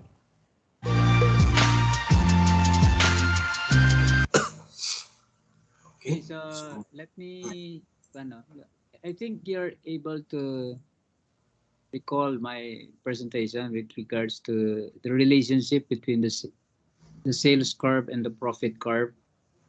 Yung last presentation, yung na-share ko na product life cycle, no? That prices, sales and profit are not directly proportional or related. That, as mentioned in the presentation, during the maturity stage, price and profit tends to go down, no? Tends to shrink, no? But still, you're at a profit level because that is the product is at its maturity. Everybody wants the product, but you are not the lone player, no, and or producing that kind of product. So you share in the profit with the different players. And it was also mentioned that it's compared to human beings, no? Especially, ito makaka-relate kayo dito sa celebrity. Let's compare the product life cycle. And take note, no, if the product is ideal, no, if it passes through these stages. And I also shared last time that some products do not pass through these 4 stages. Introductory stage, they die a natural death, no? Perhaps mismanagement of the product or the business, and so on and so forth, no? For example, carinderia or food houses, no, that you see it operating today, tomorrow, and the next week you don't see it anymore, no? It shuts down operation. Frustrating kung maganda yung kung bigyan na nagkaroon ng bagong karinderya, nagsarado pa, no, etc. So that's mismanagement. And introductory stage pa lang, patay na siya. It doesn't get matured. It doesn't get it did not grow because introductory stage pa lang. And pagdating sa, for example, sa celebrity, di ba? Celebrity starts from being introduced. She's given an introductory role, introducing. Tapos you gain what you call that, recognition. you're little by little establishing your name, and you are now given supporting role until you become a stardom. You're a star, become superstar, and then there have a lot of offers, etc., etc. But if you compare it to a celebrity, celebrities, they age, no? They get older, and when they get older, that's the time that ultimately they go the next stage, which is obsolescence stage, wherein ito ang difference lang nito, okay, that if you compare it to a celebrity, if you talk about obsolescence stage strategy, the best thing that a celebrity could do, wala na siya sa limelight, is yung savings niya, turn it into investment or productive endeavor. No? Kasi hindi na siya pwedeng bumalik sa pelikula. Did you get me? Like for example, yung mga sikat na artista ngayon, after 5 years, 10 years, 20 years, di ba yung mga artista nung, at saka he will go abroad then, no? Without coming back anymore. So that's how it goes, no? The product life cycle, if the product passes through these 4 stages, that means product is ideal. Now, it becomes obsolete because of the different, nabanggit kanina, yung pagpasok ng mga new brands of Chinese cars. No? These are, I believe that they are superior brands, no? Although made in China. Why? Because they, as mentioned by Angelo, Geely partnered, I think Geely bought Volvo, European company. That's why Geely is adopting Volvo technology. But in terms of introduction, it capitalizes on volume. Mura yung introductory price niya. Until it's now competing with some other superior brands, no? Yung mga ibang brand. If you don't take care of your brand, you are in your maturity stage, and there are new entrants. There are new entrants introducing their own product. If you don't manage your maturity, and especially in the declining stage, you will experience declining. You will go declining stage when there are new brands, new products coming in. But how do you manage it? If you cannot manage, there are 2 strategies, no? As I shared last time, pagdating sa obsolescence stage or declining stage, it's either you innovate, you improve your product, or you can't do anything about it. Sumawa ka na rin. You close shop. But if your option is to, kaya nga cycle diba? Product life cycle. From obsolescence stage, from declining stage, naging obsolete yung product mo, nag-decline yung product mo, meaning no market is saturated, you try to go back to the cycle. But how do you go back to the cycle?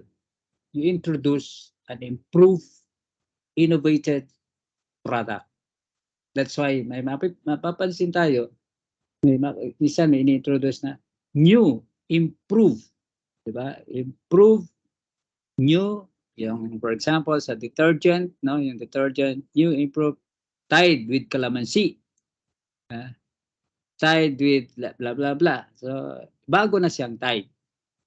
So introduce mo ngayon ito, you go back to the cycle. Otherwise, the new entrant will outperform or outsmart your product. Kaya doon ka sa declining stage. Kaya if you really want to go back to the cycle, you have to introduce a new, innovated, and improved product. Di ba yung whisper with wings? Kinayon kayo na, no? Di ba? Whisper with wings. Meron bang whisper with calamansi? Wala na. Mahirap yun. No? Okay, so that's product life cycle. No? As I said, when your product is able to pass through these 4 stages, ibig sabihin, your product is successful. Okay? Pero the way the on how you will stay long in the market, it depends on how you manage each stage. No? Each stage, hindi lang yung declining. Di ba? For example, introductory stage. How will you go to the next level or to the next stage that you grow, that your people will get to know your brand or your product, etc. How do you manage that? What was mentioned by the presenter, aggressive marketing. You have to spend for marketing. There are some people, they don't want to spend for marketing. That's why they move very slowly. But if you are aggressive in marketing, most likely yung introductory stage mo short-lived lang yan. No? Madali ka pupunta sa growth stage, and then when you growth, pagdating sa growth stage, you have a lot of competitor. No? Competitor tends to increase. But how do you do? How do you take care of your brand? Diba?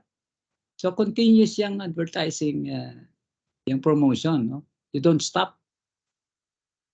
You look at San Miguel, and I shared this with you already last time. Mga celebrities kinukuha ni San Miguel. They continue on. That's why yung nakilala si Bert Tawa Marcelo. Yes, a lot of, when he died, San Miguel paid tribute to Bert Tawa Marcelo. Pinalabas lahat yung mga segments ng kanyang TV commercials. Because if you stop advertising this your rival competitor or company will take advantage. Kasi hindi ka kumikilos, hindi ka nag akala mo people still get attracted with your product. Hindi, mag-aggressive tong kalaban.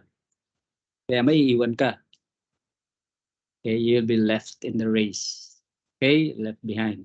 Okay, so let's talk about this product line and product lines. Thank you once again, Doc, for the additions. Let's continue with another subtopic, which is managing product lines and brands. So what is a product line? So a product line is a group of related products all marketed under a single brand name that is sold by the same company. So companies sell multiple product lines under their various brands, seeking to distinguish them from each other for better usability for consumers. So how does product line work? So product lines are created by companies as a marketing strategy to capture the sales of consumers who are already buying the brand. So the operating principle is that consumers are more likely to respond positively to brands they know and love and will be willing to buy the new products based on their positive experience with the brand in the past. So example of product lines, the first one is Microsoft Corporation, which includes Windows, Microsoft Office, and the Xbox. So Xbox which directly competes with PS, no? So, or PlayStation, which is under by Sony, I think. And second example is Nike, that has product lines for various sports such as track and field, basketball, and soccer. So the company product lines include footwear, clothing, and equipment. Third one is PepsiCo. It owns, among many other lines globally, Frito-Lay, Gatorade, Quaker Oats, and Tropicana. Excuse. So, and the last one is Starbucks Corporation. So, the various product lines for Starbucks Corporation includes coffee, ice cream, and drinkware. So, let's proceed. Let's watch a short video that talks about product line. What is a product line? A product line is a group of products that a company creates under a single brand. The products are similar and focus on the same market sector. Their function or channel distribution may be the same or similar. Perhaps their physical attributes, prices, quality, or type of customers are the same. We call the activity product lining. Let's look at an example. The fictitious company ACME has two product lines. It has a hair care product line and a skincare product line. Its hair care product line includes shampoo, hair wax, and hair gel. Its skincare product line includes hand cream, face cream, and moisturizer. In this case, one product line's products focus on hair, while the other focuses on skincare. Product lines are often part of a marketing strategy. Companies keep adding more products to attract buyers. Specifically, they want to attract buyers who are familiar with the brand. In most companies, the product line manager supervises a product line. This person is in charge of determining what stays and what goes. In other words, which products they should get rid of and which ones the company should add. American consumer goods giant Procter & Gamble has 10 different product lines and about 300 brands. This image shows you just a few of them, as they would all not fit on this page. Thank you for watching this Markets Business News video on product lines. Okay, so let's proceed with the logistics and other related services. As at first glance, no, so logistics and marketing might seem to be geometrically opposed, but logistics deals with the nuts and bolts of handling and delivering products, while on the other hand, marketing is a combination of creative activities and detailed analysis that backs them up. So, however, these two compartments within any company have a symbiotic relationship. As clients, for example, routinely expects production and shipping to be fast and efficient, logistics is an increasingly important component of marketing. So, based from what we experienced, especially in pandemic, no, Lazada and Shopee were the ones that really grow or boom. No? So because of how they market, or should I say that we don't have a choice, but that is how important is that is how logistics, the importance of logistics shows. So it is somewhat related with marketing because, for example, as of the moment, the part of their marketing plan is to add free shipping, or it will be delivered the next day, or for example, the same day delivery. So that is one of the that is how marketing correlates with logistics. So as marketing is the practice of understanding what customer needs and then communicating how the company can achieve those needs. While advertising, social networking, and product packaging design are all part of marketing. So it is the analysis of sales and response data to figure out what customers like and what, so that the outgoing messages can be adjusted. So these are the examples of free shipping, next day delivery, same day delivery, as what I mentioned earlier. So handling demand. So marketing that works drive increase in sales, and when it does, both production and logistics system get stressed. Once products are made, they need to get from the factory to the store or customer in that case of an e-tail business. So logistics has not only take care of this but ensure that there is enough excess capacity to handle the next product. So when a company's marketing focus, it shifts in reverse. Logistics take care of getting products out of stores or accepting returns from customers. And the last factor in logistics is leveraging logistics. An efficient logistics department can become a marketing tool. Some companies have logistics systems that are so efficient that they are able to charge lower prices because of them and market that fact. So others that can achieve delivery times that either let online shoppers get their goods faster, or in that case of fast fashion retailers can use their logistics systems to move goods from overseas factories to stores quickly enough to be on top or ahead of the latest trends. Managing both logistics and marketing often takes creativity. So in the late one example that I've cited, in the late 2020s, when the USPS and delivery companies were overwhelmed with a sharp spike in packages, Forbes highlighted an Uber-based startup that small businesses could use to bypass logistical bottlenecks to get packages delivered before Christmas. So the last topic that is part of the marketing management is the issues, no? So, or the current issues in marketing. So the first one is recruiting talent. So a marketing team's combined level of experience and expertise are often important factors in creating effective strategies. Because talented marketers are often in high demand, recruiting and maintaining an accomplished staff can sometimes be a challenge. So if you're experiencing staffing issues, consider applying marketing techniques to the recruitment process to make your company more attractive to potential employers. And one keynote, no, this is not in relation with the organization I'm currently working on. This is based from what I've researched as a college student way back a couple of years ago. Based from what I've researched, I just noticed that in different departments, specifically in sales and marketing, uh, most of the employees in that department are way more or have a more may or I should say that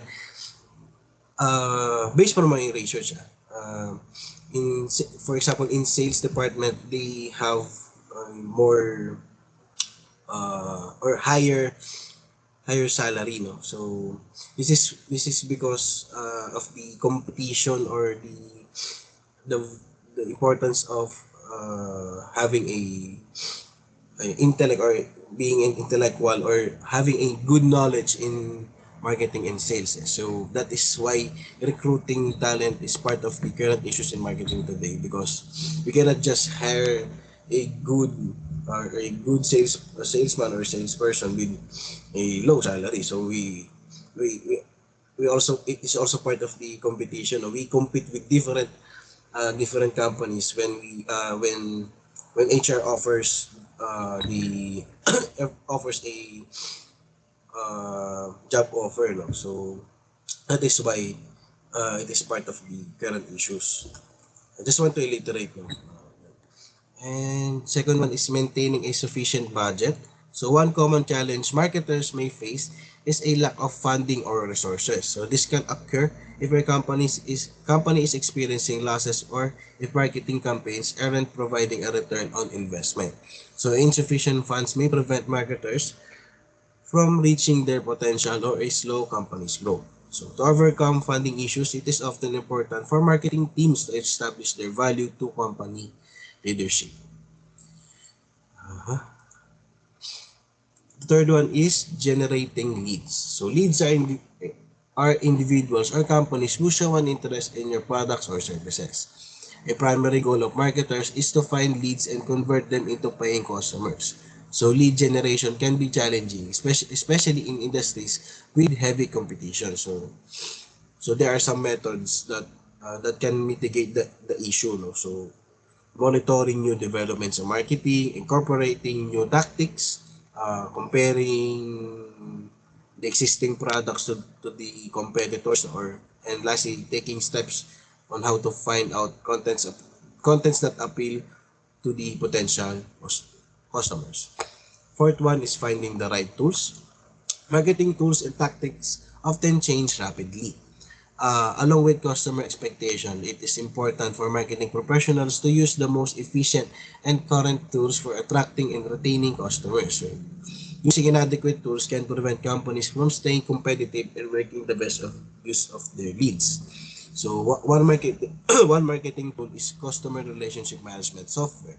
So based on what I discussed earlier on, the importance of embracing the innovation.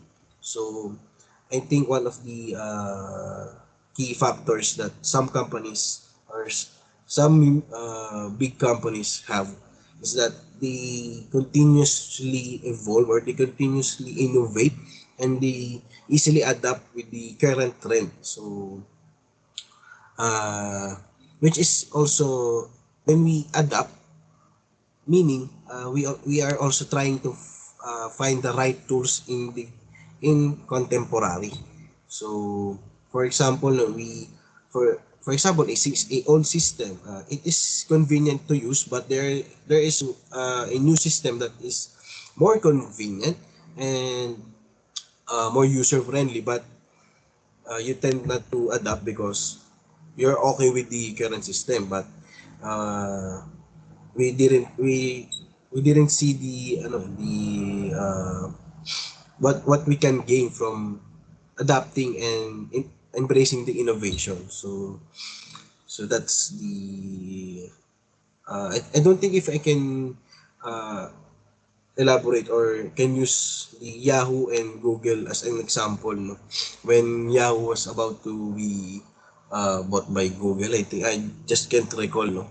That that's, for me, that is one of the examples of not really adapting to the current trend. So that's why Yahoo is, uh, I think Yahoo was sold for about, I just don't quite remember the certain amount, but it was sold for a very low price based considering the fact that it is one of the largest websites way back 10 years ago or 10 to 15 years ago. So that's the importance of adapting and embracing the innovation.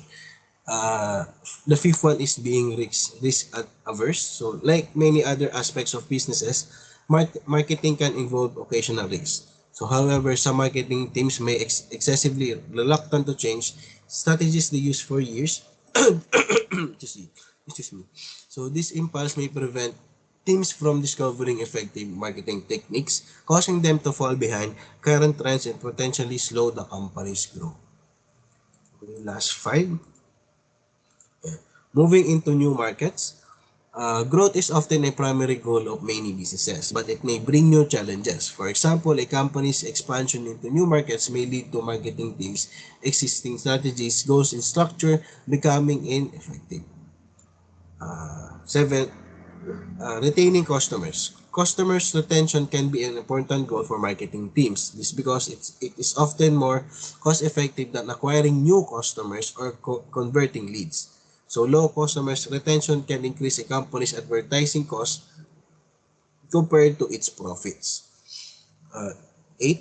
Retaining and training staff. Retaining and training staff. So the expertise of your marketing team is an important asset that can help you stay productive.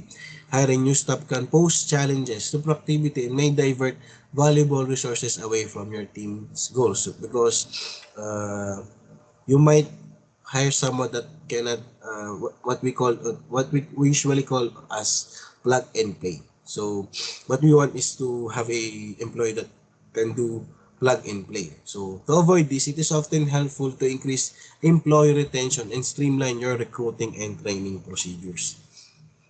Ninth, choosing effective tactics. So there are many ways to reach your customers. So it is important to identify which campaigns and strategies are most effective and which ones consume more resources than they produce. Focusing on effective campaigns can help you lower your costs and increase your profitability.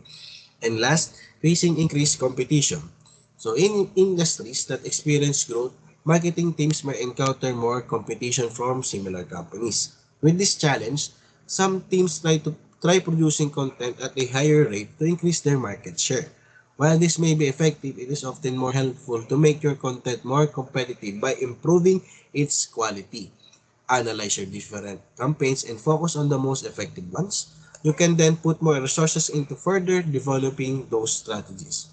Consider increasing the quality of your output and focusing on your advertisement on the unique aspects of your product or services. So these tactics may help you outperform your competition even when you produce a smaller quantity of content. So are that's the last one, or the last one of the issues in marketing today. So that's all. Thank you everyone for listening. I hope you learned something from me tonight.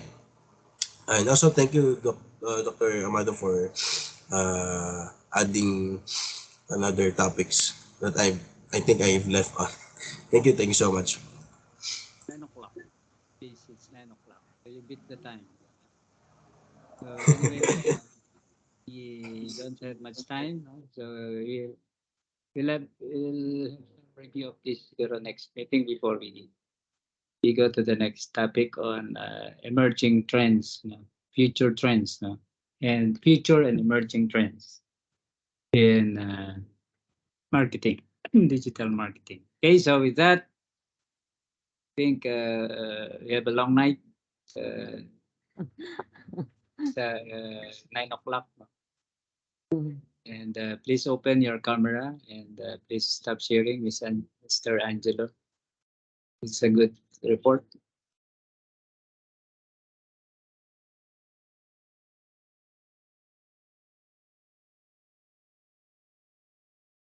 So I would like to take shots.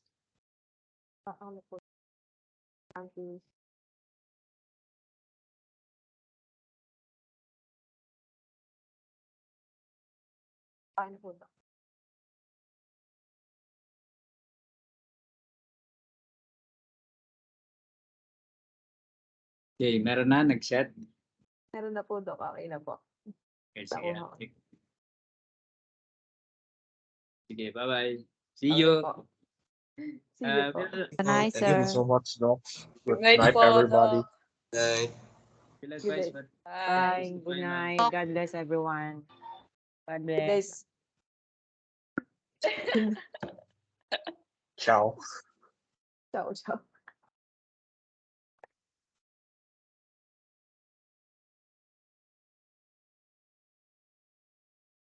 Bye, Doc. Good night. Night po.